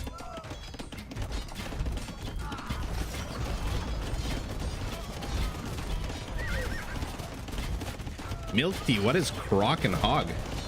Oh, you're responding to the what we were talking about, the hot dogs earlier from Verst. Yeah, it was so tasty. A little salty, the wild hog. Our Ethiopian is bringing in these siege rams. I wonder if he has an onager that I can look at to see if he has blast torsion engine. Yeah, he does. So area of effect range has increased. I believe it also affects the siege rams, if I'm not mistaken. 2.5 tiles. Rock, paper, scissors. Oh my god, brain, yike. that is something I am can't say I've ever had before. Snake.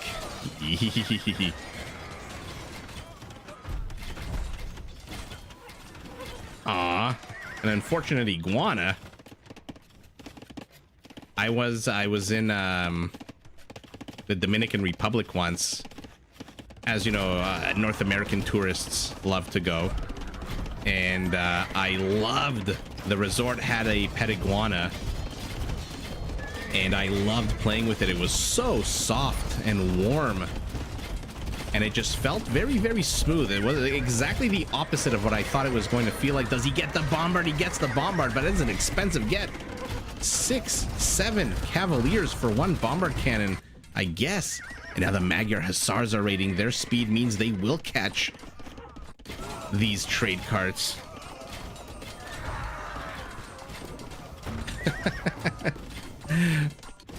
I can't say I've ever had iguana meat.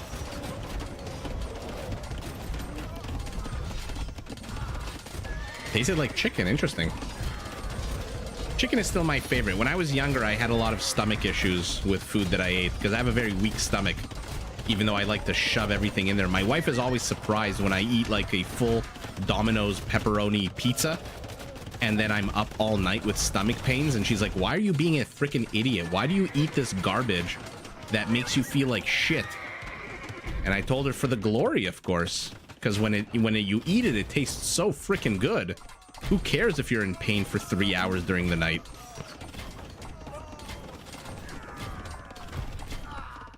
More Magyar Hussars are streaming in, but again, what's their pierce armor? 6. Oh, look at Orange blocking their way. Oh my god, in the middle of all the chaos, Orange is even pinging over here. He's trying to show off to his teammates. Guys, there's a bunch of Magyar Hussars. Now, tell me one thing. The Magyar Hussar, this lance that it's carrying, it should probably also come with one range like a step lancer, no? It's a pretty long-ass lance. Stingerfish palm oil. Interesting.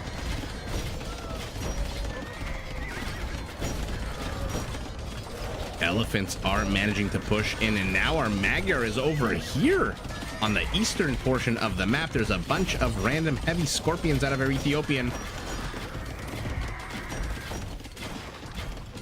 I believe torsion engines also affects them. I think it makes the ballista area wider.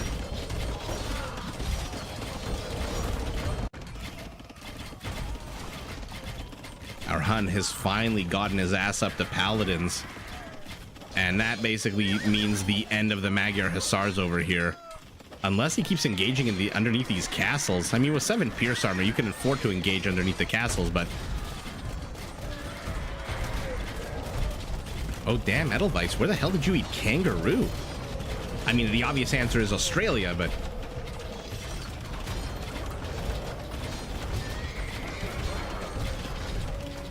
Scorpions are trying to do whatever they can to help out, but they are not doing much right now. The Cav Archers as well. You guys should be in the front lines, not back here attacking stables.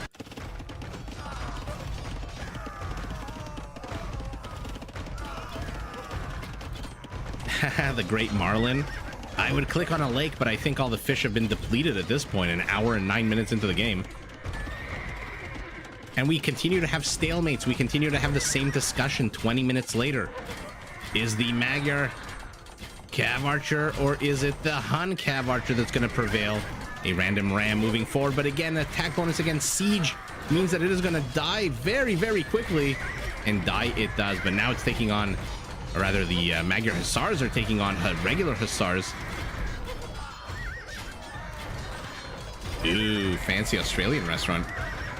I'm trying to think if we have any fancy Australian restaurants, or just Australian restaurants, period. I think we do. I think we have one place downtown Toronto that serves, I forget what they're called. It's those little meat pies that the Australians eat that tastes absolutely terrible.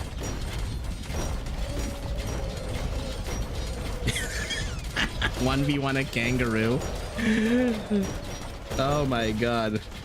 I would not be able to 1v1 a kangaroo unless it was wearing boxing gloves and I had a gun.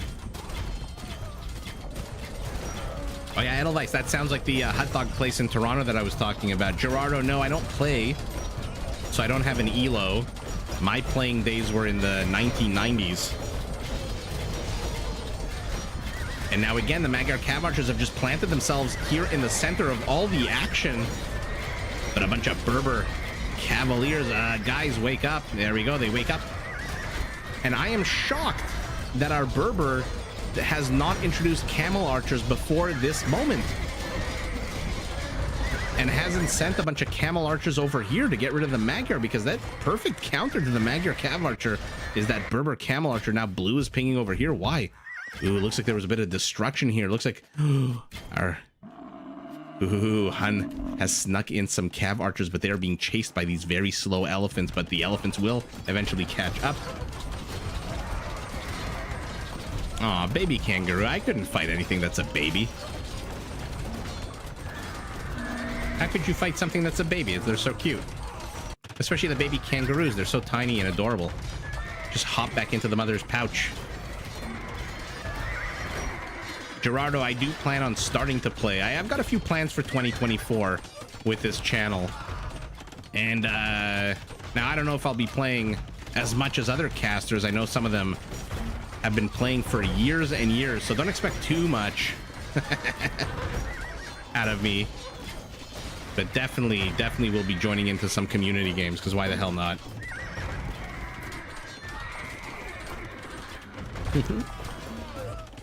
Oh, you have no beer? Well, that sucks. Oh, now we've got an elephant battle. The cheaper Malay 40% discount battle elephants with absolute terrible armor are taking on quite possibly the worst unit they could be taking on, the Magyar Cav Archer. Oh, no, they're not even reaching their destination. He's got to pull back. Oh, he can't pull back. He's surrounded to the south as well. Okay, I think it's time to cancel this elephant train here.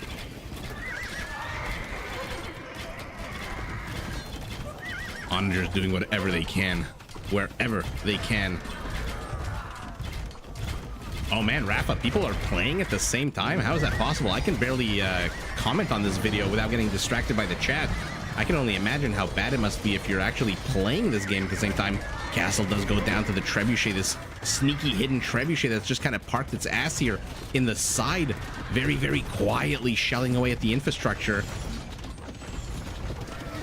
We are an hour and 16 minutes into the game, and I still have no freaking clue who's winning. The scores are less than 10% apart. All I know is that we're seeing a whole lot of Magyar Cav Archers. 81 kills on 43 of them is pretty good. And now the battlefronts have expanded into 3 locations. the cav archers are going to be able to one-shot. Maybe, yeah, I kind of one-shot those onagers, basic onagers that popped out of there. Our Berber is now spamming. He's added in Genitors. They are going to absolutely eat these hand cannoneers for breakfast. But they're focusing on the elephants instead. Kameyuk should be pretty damn good against them. Do they have a war elephant? Yeah, plus 20 and then plus 12 against cavalry. So plus 32 bonus against these elephants.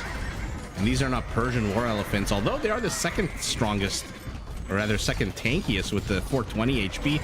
But more Berber castles are falling. There's only one left here to the north. And all of a sudden, the entire infrastructure base is completely open here. And the Vietnamese are pushing it. Are they going to... Is Team North going to hold here and push back? They are holding here. They're clearing up the infrastructure here. Oh my god. Death ball much? 113 kills.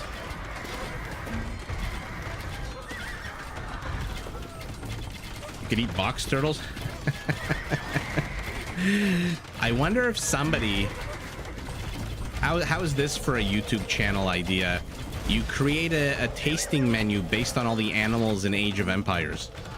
So you have all the seafood, you have the snapper, the box turtle, the shore... I don't know what shorefish is. I don't think that's a real fish.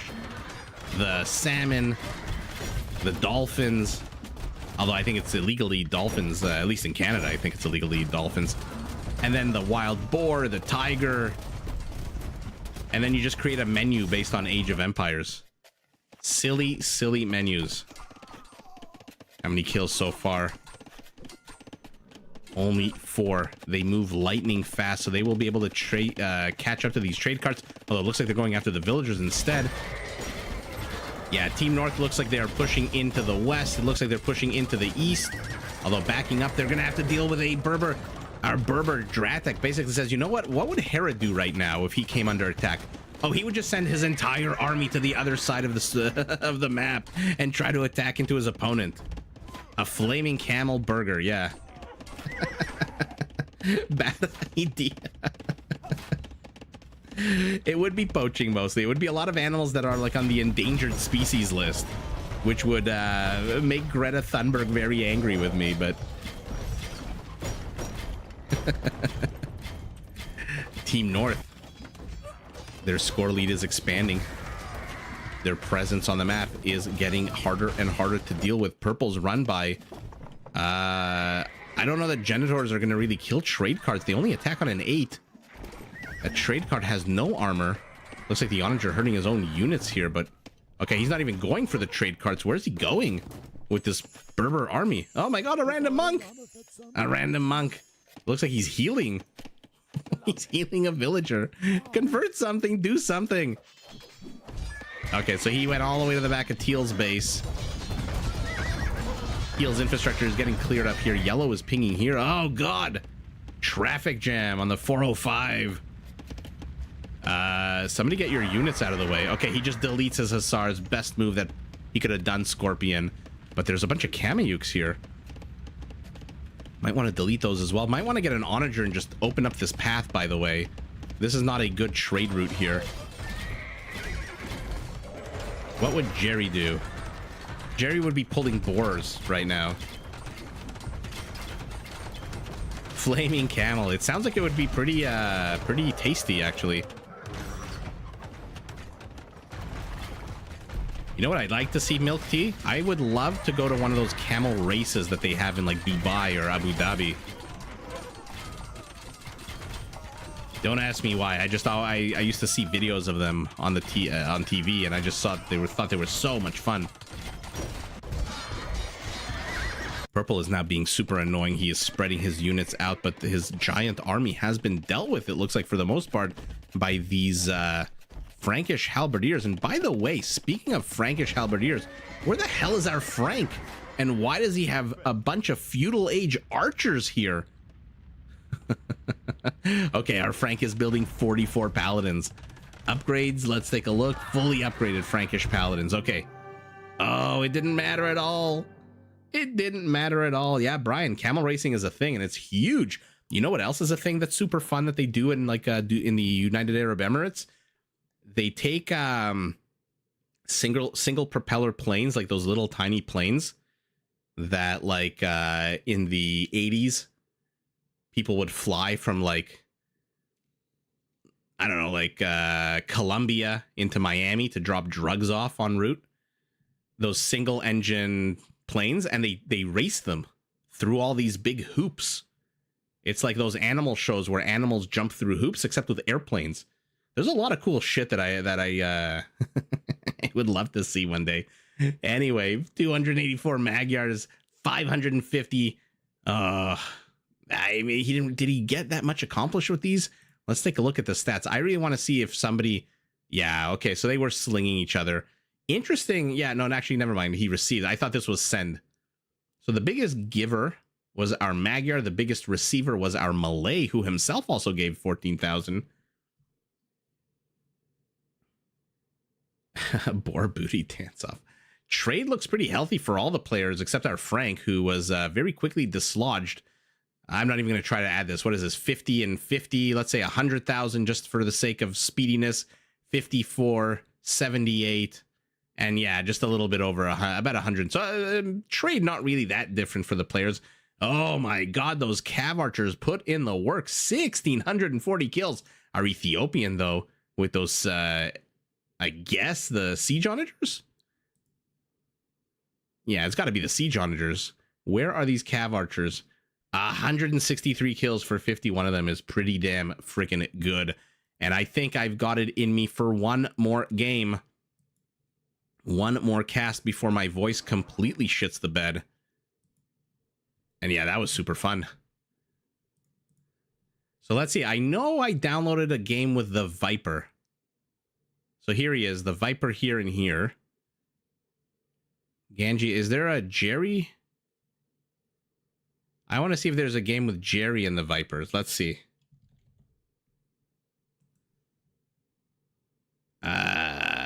Jerry and Mem. Oh, this could be fun. And freaking Andy and Valis. Yeah, let's watch this one. Slam was also fun to watch. Dan, Zach. I think didn't we see this? Yeah. Anyway, let's watch this first one here, and that'll be the last one we watch for the night. Let's see if the team names hold up. My battery is starting to drain, and that's when I start talking nonsense and forgetting the names of units. If you guys have watched my casts, you know very much. Sometimes I say halberdier instead of hussar and shit like that. So purple, blue, teal. So this is Team West. Making you, by default, Team East. Okay, let's... Edelweiss, you got to stay for Jerry. We've got Multi-Morbid. Okay. He's very morbid, I guess. Multiple morbids. As the Italians. Oh, not as if we see very often. The Italians. Capra Montana, Burmese. That should be fun. Let's see a whole bunch of Arambai. GG out this time as the Mongols. Always good to have on your team. And Valis as the Poles. Opposing him with a slight burning sound in the background. We've got Memb as the Koreans in red. In his pocket, freaking Andy as the Turks. In the other pocket, Jerry as the Vietnamese. And last but not least, Firebeer. So we talked about eating flaming camels and drinking beer. This gentleman has put them both together and has invented Firebeer. I guess you light the top of the beer. I know there are some drinks you can light on fire and drink them, but I didn't think you could do that with beer. The map looks as about disgusting as it did last game. And let's see, we've got the Koreans facing off against the Poles. That'll be very interesting, actually. I really am curious as to how the players will play that. And then we've got the Magyars facing off against the Italians. That's going to be hard for the Magyars if our Italian can get those Genoese crossbowmen up and running. But the map itself, I mean, look at this disgusting mess. What do you even begin to do here? There's one avenue of attack to the south, one avenue of attack in the center. Then, like last game, there's a bit of a corridor. Okay, so it looks like, who is this? Jerry has already begun walling this off, but that leaves this corridor exposed. But his teammate Firebeer is trying to wall this off, and Purple's not letting him. Purple wants to wall it over here.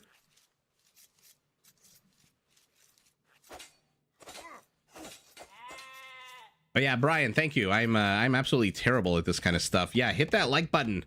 There's 15 people watching, myself included, so 14 people watching. I want to see 14 likes before I go to sleep, or I will just keep casting forever and ever and ever. I'm just kidding. I mean, no, I'm not kidding. Let's see if we can get up to a few more likes. And now the players yet again. Oh, the poor Ibex. The poor Ibex, an unfortunate victim of the conflict between human beings. These animals must be looking at the villagers saying, these savage brutes killing one another over little pieces of land and trees and gold and shit like that.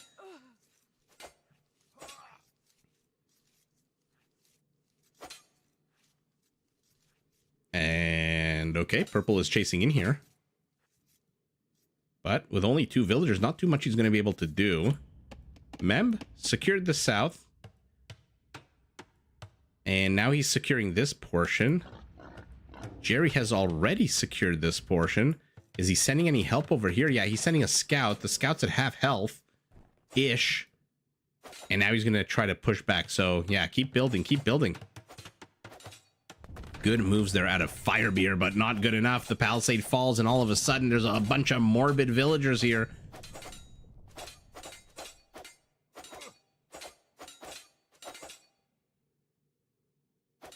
Sorry, guys. I think my chat froze. Yeah, there we go. Okay, apologies for a bit of silence there. Jerry taking his lake. I believe you can put fishing... No, you can't put fishing traps here, right? What do I feel like you can? I don't know. We'll see. You're here? Yeah, okay, good. Sometimes the old technology. I told you, when it comes to technology, I'm very much a conservative, don't like to try new things kind of person. Oh, this is going to be sour for whatever villager makes its way over here. Okay, but she's at full health. Oh, no. Oh, no, no loom. Uh-oh. Let's see what happens here. This villager, let's keep an eye on her vision. And she slowly, with a big hammer in her hand, waddles over. She's going to see the snow leopard any second, and it pounces. It gets 1 swipe, 2 swipes.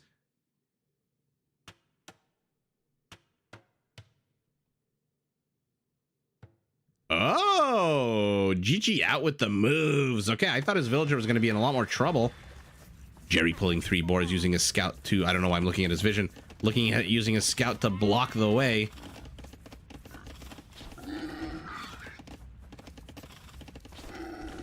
2, 3, fall. All 3 clean. Now Yellow is sending him his sheep that he stumbled upon the way here. As Yellow pulls villagers to the left, as he pulls a board to the right. Okay, so everyone's starting to build up their infrastructure, gathering the food, whatever they need to feed their big, hungry, growing populations. Memb is sending a second village. No, never mind. He's sending it to the gold. I guess they didn't fix this glitch. I don't know if you guys can hear. It sounds like something's burning. It was a glitch a few patches ago that somebody told me about. Oh, it's even more pronounced here. You guys hear that?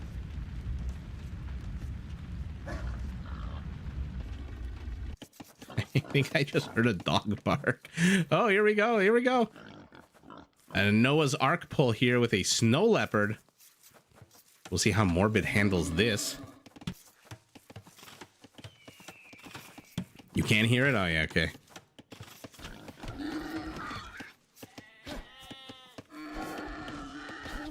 It's a very respectful snow leopard. Oh, Milky, how's your map generation and stuff going? As we pivot around the map. Now, this is a very unfortunately placed lake for teal and green, honestly. Like, this is not fun at all. You know that's going to come under attack immediately if Mem pushes out. Especially with the Koreans and their ranged units and their siege onagers. Oh, that is not a good location for a lake at all.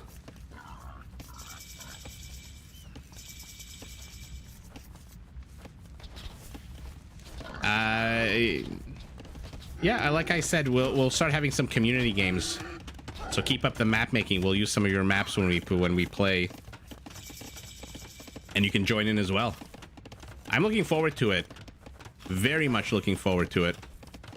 Like I said, I've been a bit lazy when it comes to Discord just because it's a new technology. But honestly, Discord, to me, I don't know if this is going to betray how old I am. I don't know if people are going to even understand this reference. But back in my day in the 90s, we had something called MIRC, which was a chat program. And Discord, to me, just seems like a big glorified modern version of that MIRC. And I used to love MIRC. I would sit on it endlessly and chat with people about Age of Empires and other random shit. And this is right when the internet was starting, by the way, in the 90s. Jerry Nothing map. It's a map where instead of the trees everywhere, it's just a bunch of pictures of Jerry. Does Jerry even know that we talk about him this much? Do you think Jerry has any idea that he's such a celebrity on this channel? I wonder if he does. I wonder if he would care. But definitely, if I can find a way to reach out to Jerry, if anyone watching this live and after the fact knows how to reach Jerry, then you must tell us immediately. Yellow is pinging over here. He's pretty safe so far. He's created a nice stone wall off. Might want to back up and create a bit of a secondary wall off here. Oh, he loses a villager, does Jerry. Speaking of, what was that fancy maneuver there? You're already out of the radius. Why did you feel the need to do that? But no, he loses a villager.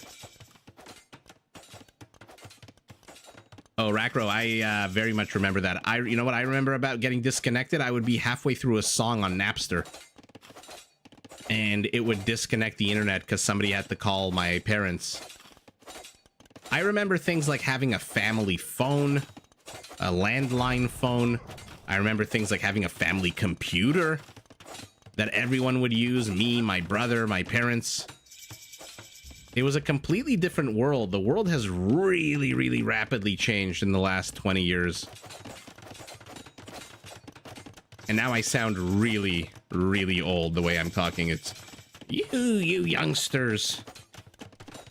I always love running across those things on Instagram where it's like a picture of a cassette and a pen, which if you're old, you know is the best way to rewind a cassette. And it would say only old people will understand this reference. And then my cousin, who's like 13, I show it to her and she's like, what is that? Why is there a pencil and a weird rectangular disc? I'm like, it's not a rectangular disc, you idiot. It's a freaking cassette. And it used to go into a cassette player and you would only be able to rewind if you didn't want to wait with a pen. And sometimes the tape inside would go all wonky and you'd have to rewind it anyway.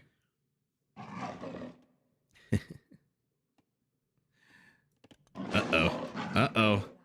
Villager has a good amount of HP. She will survive a bit longer, but this is a long road back home. What is going on here? Why is Capra Montana not defending against this snow leopard? Where is she going? Okay, now from the low ground you're defending? Uh-oh. I don't like the look of this. Okay, never mind. She saves it with the addition of her compadre there. Oh my god, floppy disks were terrible. Remember those video games that you would have on floppy disk where you would have to install 7 different disks to play one game? Holy shit. Windows 386, Windows 486, Windows XP. Yikes. Now everything's just on a phone. Which is why, honestly, a year and a half ago when I had the idea to start this channel and I was looking at all the different YouTube channels and casters and things like that, I was in shock at how big the Age of Empires community still was. I think COVID had a lot to do with it because it just made the competitive scene bigger and people were just stuck at home and looking for video games. And there's a lot of people my age, 40 years old. Oh my god, I'm not 40, I'm 41. I don't even know my own age. I'm so tired. Oh no, the worst thing that could happen. Oh no, the worst thing that could happen. F you, Snow Leopard. Green poking in at the best possible time, but he's gonna die to these villagers. So 1 villager, 1 Snow Leopard, and 1 scout all died. But anyway, my point was I remember looking at it and thinking, hey, how is a desktop game still popular? Good attack round there out of Valis. Valis, not somebody you want to mess with. Okay, so you can build fishing traps on the ice. Okay, that's what I wanted to know. Another fantastic attack round here, but he's going to have to be very careful now. Freaking Andy's going to try to get these guys, and Valis has to be careful. He can't do an attack round, otherwise he's going to kill his own Mangonel. Windows 98 arcade machines. We have a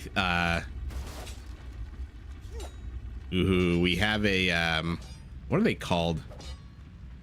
What do they call the parks with all the roller coaster rides? Oh my god, my brain is just so focused on Age of Empires. I feel like I'm forgetting the most basic words.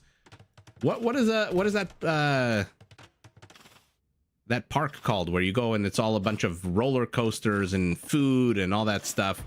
We have one here just north of Toronto, and once my dad dropped me and my cousin off, and we didn't go on a single ride. We just went straight to the arcade and we dropped, I think it was 40 or 50 bucks each, which 15, 20 years ago was a lot of money for us. Now 40 bucks each will buy you what? A little bit of beef and a hamburger bun. The way things are so ridiculously priced. And we just played arcade all day. It was so much fun. Mangonel kills 2 opposing siege units and then backs off all happy. The wall of going back up. Jerry getting 2 nice kills here to complement the other kills that Valis got. But though, okay, this is very close together. Very, very close together. Theme park. Yes, theme park. Thank you, Edelweiss. We didn't go on a single frickin', it's called Wonderland. We didn't go on a single ride in Wonderland. We just spent the entire day in the arcade. When my dad came to pick us up, he said, how were the rides? We said, what rides? And he just looked at us and shook his head in disgust. Ooh, villager gets blocked. A lot of fun moves out of all the players here. Valis trapping Mem's villager. Mem losing a villager here. Speaking of Mem, what is he up to? Let's take a look at the players and see what they're kind of doing, as they're all apparently in Castle Age while I've been blabbing on. It looks like our Turk has a big fat castle here and a petard. Where is the petard going? Okay, that's open. So, oh, he's trying to bust his way into here. Now that is a very long road to travel. Why not try to go through here? I mean, the Janissaries are going to bust through this in a second, and the petards. Why is he going all the way the long road around, especially wedging himself where Capra Montana can attack him from behind? An interesting choice of attack path for freaking Andy. Mem behind this is just booming. He's got 4 town centers, does our Korean. Andy back home has literally nothing. His entire base, his entire military is here. It's a castle and a town center. It looks like gray and yellow have teamed up to take on the northern part of the map, where blue and purple have teamed up. Okay. So let's see it now. Like I said, usually 25 to 30 minutes is when the action used to start happening. Now, I mean, this is a very funny wall off. I don't know what the hell the deal with this is, but this is not a wall off at all. Cav archers, if they... Oh, he's got to park them here. He's got to sniper reinforcements. He's trying to get the petards? He's trying to get the petards, but the Janissaries, with even with their shitty accuracy, are going to be able to push these Cav archers back. Blink 182 is considered... Ooh, milk tea. My favorite whiskey is it's a Scotch whiskey. It's Glenmorangie. I think it's a Scotch whiskey, a single malt that my wife introduced me to. I think it was on our, actually, yeah, it was our first date. We both got hammered on whiskey. We did a whiskey sampling menu at a restaurant that no longer exists. It went bankrupt. Don't get too close. Don't get too close. Ooh, he's playing with fire, literally. But boom, goes the petard, and all of a sudden, freaking Andy's entire attack is over, whereas Memb has just begun. Does he have Yep Song, or however you pronounce it? He does not. Only a +1 range with that fletching upgrade, but he is heading up to Imperial. 3 members on each team are heading up to Imperial Age. We are about to see some good old-fashioned action here. Memb loses another villager here.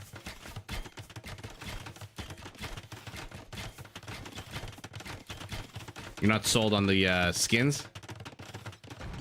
I've wondered if it's a thing that you can introduce into Age of Empires skins, just like other games have. Oh, Brian, it was a very lovely story. It's made even lovelier because I originally ordered a mojito because I'm a big baby and mojitos are full of sugar. And when it came, there was basically just all sugar. It was barely any alcohol. And then my wife turned to the bartender and said, "What the hell is this? Give the man a real drink." And yeah. So by insulting my manhood, she broke into my heart. And then we just drank a bunch of whiskey. Cav archers will be able to take this. I'm surprised Andy is not retreating with his villagers. He knows he's gonna lose these hand cannoneers. The castle is nowhere close to being done. Okay, but now there's a bombard cannon here as well, so maybe that's why he's sticking around. But yeah, this is very strange out of Andy. I'm surprised he's sticking around with these villagers. Okay, finally, after losing so many, he decides to back away. But Teal needs to reinforce. Okay, 4 more are on their way. Our Mongol here needs to get here quick. He needs to get this castle from going up or stop it from going up. Yeah, Brian, true story. I'm like, I have very simple tastes that haven't developed since I turned like 12 years old. Oh my God, all of a sudden, Howdah for extra armor, Lachitic Legacy for trample damage. We've got Elite Battle Elephant. We've got Parthian Tactics. We've got Chemistry on one side. The other side, Chemistry, Onager, Chemistry. Oh my goodness, all of a sudden the game is about to really explode. No pun intended here. What does Memb have stuck in here? Onager. Okay, so he is going Onager. What the hell is the name of the upgrade that gives them the extra range? Is that Shinkichoin? Shinchikon? Anyway, we'll see it if he gets it. For now, Chakras are going to give these Vietnamese war elephants another 100 HP. Memb is pinging over here. He has busted in. He's got no siege engineers, no Shinkichoin. Shinchikoin? I am terrible. There are a few upgrades in this game that I just cannot pronounce, and I think they're all Korean. He's selling wood for gold, is Memb. He's finally getting siege engineers. Does he even have a castle, by the way, to research the unique technology? No, he doesn't. So I'm just spinning my wheels here trying to pronounce an upgrade that he can't even get at the moment. His towers +3 range, still no unique technology on them because, again, he has no castle and a 2v2 up north. Well, the Burmese are pushing out with Howdah. They're going to get a lot more armor. What's this? Drill for the Mongol. Pavice for the Italian. By the way, what is our Italian doing this entire game? I haven't seen a single Italian military unit. And no surprise, he's got 93 villagers. Somehow, even though he has no army, Multi-Morbid has the lowest villager count on his team and in the game. Artillery for our Turk. Recurve bow for our Magyar. Heavy Cav Archer for our Magyar as well. So everyone is... Yeah, drill is super fun to watch and crazy insane.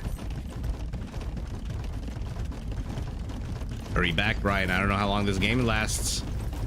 I try to pick the longer ones, but I don't know how long they are.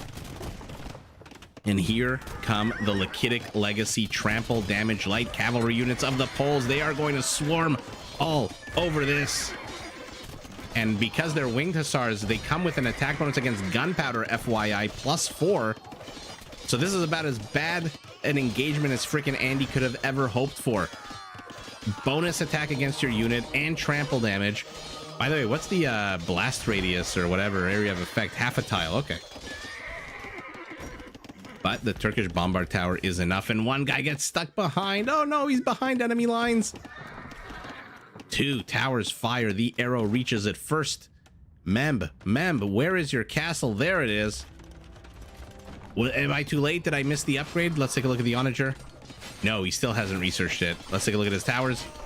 Still hasn't researched it. He's gonna have to with these Polish units heading over. Oh, what a beautiful army being built here for the Pole. The Obuchs to soften up the units, the winged hussars to take them out, and the bombard cannons to just blast everything else straight to hell.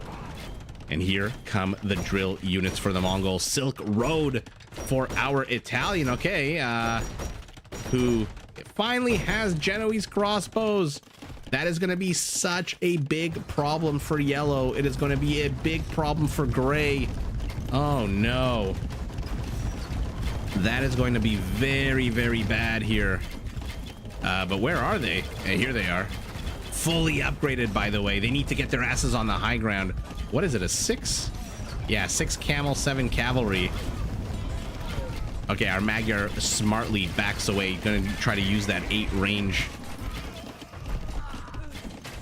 I love these guys. They look like big Ninja Turtles to me because when they walk, they have these big shields on their backs. Okay, he's using them to attack a town center. Edelweiss, anytime I see Mongols, I always want to see drill. Because it's just so it just like they eat up entire towns. They eat up entire settlements, especially with the Mangdai backup. Now the castle, okay, it is focusing on the Mangdai. It does have cav archers inside, which means it's going to be pretty powerful. But I really just want to pivot here. I want to see these Genoese crossbows. So far 7 kills, and look at this army. It is just getting pushed back. Now you do have Vietnamese battle elephants with more HP. Let's compare them. An extra 100 HP. The attack is only 2 less. The armor is worse on the Vietnamese. Oh, that Howdah.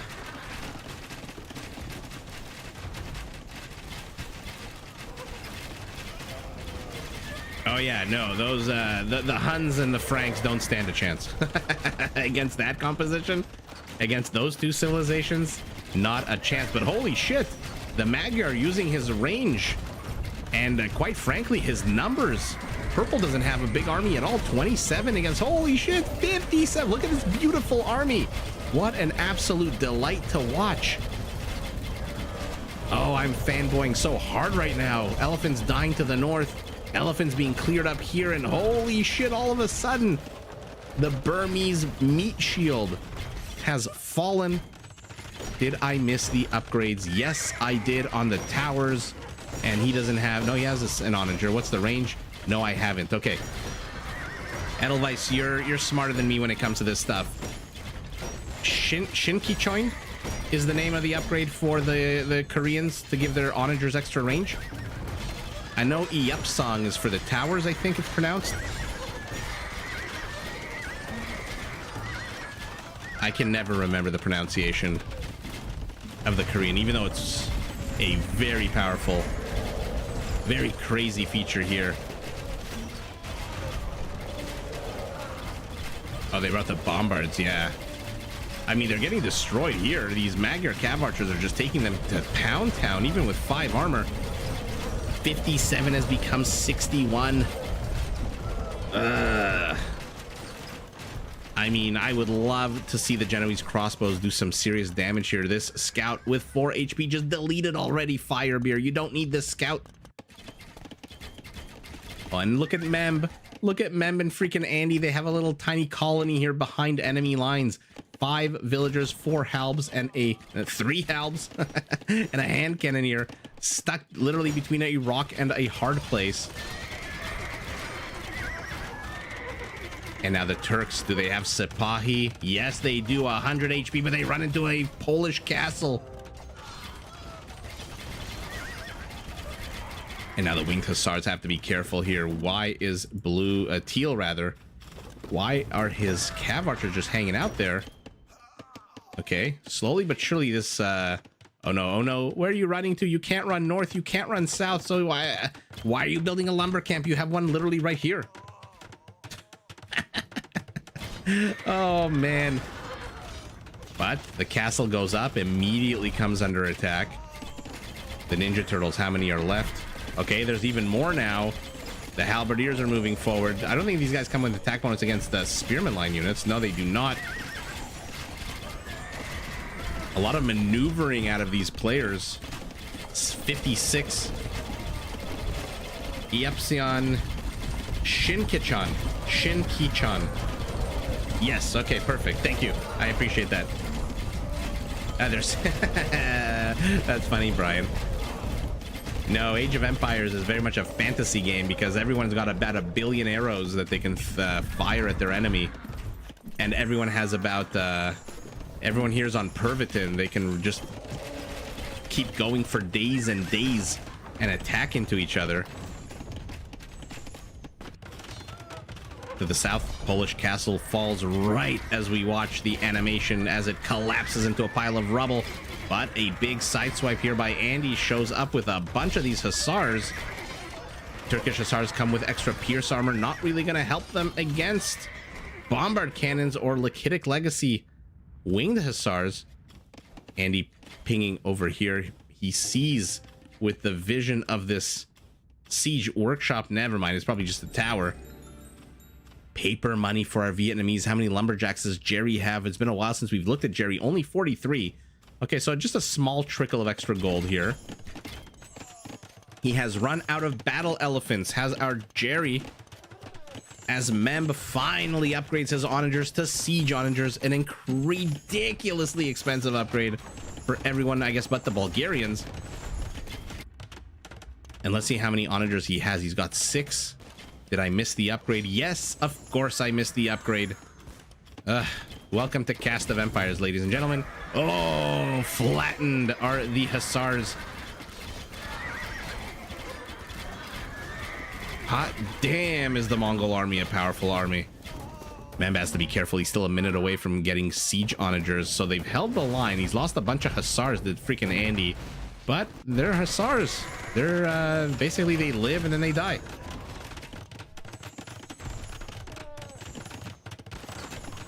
Ooh, Edelweiss, that is interesting. I saw, speaking about the war wagon, I saw a very funny post on Reddit that the war wagon, because it has 2 wheels, technically is a cart, and the mule cart, which has 4 wheels, is technically a wagon, and so it should be a mule wagon and a war cart, technically. Now I don't know if that's true. I didn't really Google it. Is a cart something with 2 wheels and a wagon something with 4? I don't know if there's all I know is a Russian troika with 3 horses. I don't know how many wheels it has. Elephants, Genoese crossbows are doing whatever they can to engage into this army, but this Magyar just refuses to die. 55 left. He's only lost 1 of these units since we last saw him, but he is starting to lose them now. Looks like our pole has penetrated Mem's base, and Mem is in trouble. The rear of his base. Lots and lots of villagers are dying here. Oh no, our Korean is falling apart right when he needs to ramp up his economy to keep up with the siege onager demand. And there's still a big army here lurking. 26 Mangudai, 22 light cavalry units, and 8 bombard cannons.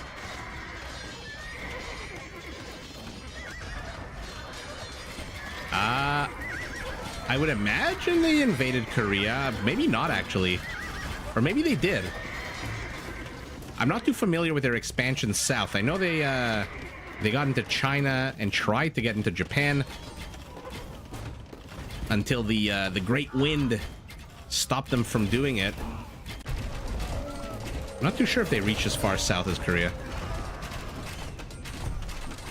Vietnamese halberdiers keeping these Genoese crossbowmen pinned back so that the onager can shoot as many of them as possible. I think Multi-Morbid finally figured out what was happening and backs away with his units, but he is here with the bombard towers, 8 of them. He is planting his flag. The red, white, and green.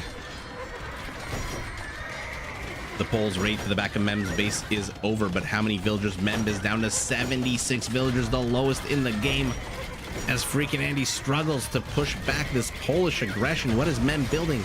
Where are his onagers? They're all the way over here, randomly showing up one at a time.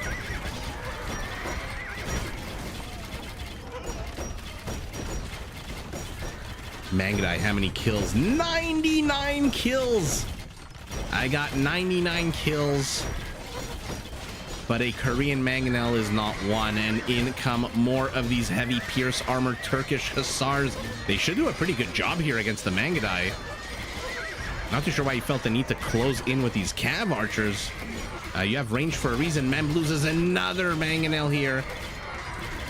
He is training 6 more. He's got 2 out on the field. Our Italian is just spreading out. Our Burmese is showing up. I wanted to see a Rambai. Instead, I am seeing Battle Elephant. A Rambai would absolutely have a field day with this army, by the way. Look how clumped it is. Yikes. Team East is getting pushed into. They're kind of holding the line down south. And when I say they, I mean frickin' Andy. Mem has 32 halberdiers. Not too sure where they are. Okay. Okay, that's why they're just kind of hanging out. So his army was all the way up here. At least half of it. 20 out of 33. Not exactly half, but whatever. Artistic license. Ooze. Brian, they kind of sound like ninjas in that regard. Wow. Now that was a fun game. That was an absolute fun game. My only complaint, if I can even use that word, is I wanted to see a Rambai. Look at this villager mid-death animation. Axe in the air as it falls. Female villager? Yeah, with a dress. Wow, to the north, they pushed in with Bombard Towers elephants. I mean, it's an unfair fight when you're a cavalry civilization. You're going up against Genoese crossbows, although take a look at the kill count. Not the greatest kill count here to the north. To the south, though, the real story. How in the hell do you deal with Mongols with drill, Mangudai, and then the Poles with their trample damage winged hussars? How the hell are you supposed to stop that? I guess you just have to get them with these Zonagers real good when they try to close in on choke points like here. Unfortunately for Mem, this is not a choke point. This is a big old field of battle where they can maneuver around. 380 halbs, 94 Mangudai. I'm surprised that's the highest trained unit here. I thought for sure something else. Who's the biggest recipient? Mem was the biggest recipient. He also had 3 relics the entire game. It looks like freaking Andy, the biggest donor. Trade not great for either team. Kill count probably not the highest in such a short game. So the most going to our Poles. Big surprise there. Who's number 2? 339, 357, the Mongols. So the top 3 kills are all on Team North, or Team West rather. And the lowest kills, oh no, I feel so bad. The lowest kill count was Jerry, our Vietnamese, who just lost all his elephants and then just kept losing halberdier after halberdier. Oh my god. Yeah, there's nothing to do. You got to bend over and hope that it passes as quickly as possible. That is absolutely incredible. Ooh, Edelweiss. Good point. That would have been much more accurate. Well, thank you so much, everyone, for joining. I think we're going to end it here. My voice is basically, I feel like I have something stuck in my throat. And I'm either going to sound very, very raspy, or I'm going to have to drink a lot of water, which means muting the mic every 10 seconds. But yeah, thank you for joining. I'm glad we're back into doing this as the little villager gets older and older. Expect more and more of these. Strepsils. Yeah, I'm going to go have, what is it called? NyQuil. And then it has the double benefit of both helping my throat and making me pass out in 10 minutes. And that is going to be super duper fun. So like I said, everyone who's watching this either live or later, you're getting a sneak peek announcement that there will be a Discord group being opened up. And I'm very excited to start hosting some community games. We'll have some really good times. I'm really looking forward to growing the channel, and 2024 should be a lot of fun. And yeah, thanks everyone who joined. Thanks everyone who watched, chatted. If you are lurking in the back and haven't said anything, hit that like button, drop us a goodbye. And yeah, everyone stay nice and safe until we meet again. And yeah, thanks for reminding me, Edelweiss. Happy holidays, Merry Christmas, and all that good fun stuff that comes at the end of December, especially all the holidays from work, which I hope everyone gets. There you go. E4, E5, NC3. EAESNCE is EIE I don't know if that's if the 4, 5, and 3 are supposed to be an A, S, and E, but GG anyway. And everyone, thank you so much. Very much looking forward to more of these. And Edelweiss, go to sleep. It is 5:20 in the morning.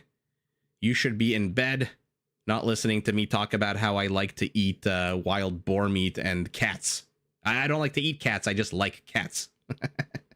All right, everyone. You know, I hate these outros. I absolutely hate doing these outros. But yeah, thank you so much. Good night, everyone. And yeah, keep an eye out for more of these. There definitely will be more in the very, very near future, if not even tomorrow. But yeah, more fun in the future. Good night, everyone. Oh, it's a chest opening. Okay, I'm gonna screenshot that and take a look. Nice. I just screenshot the chat that I have open on my phone. Oh, it is a Christmas stream tomorrow, right? The Christmas Eve stream. Okay. Awesome, awesome. Good night, everyone. Thanks again for joining, everyone who chatted for the first time, everyone who's joining yet again. Guys, I suck at these outros, so I'm just going to keep repeating myself until I see there's no one watching anymore. Or I can just end the stream, which I think I'm going to do, and go take my NyQuil and try to pass out and rinse and repeat tomorrow. Everyone, thank you so much. And yeah, we'll see each other soon. Good night.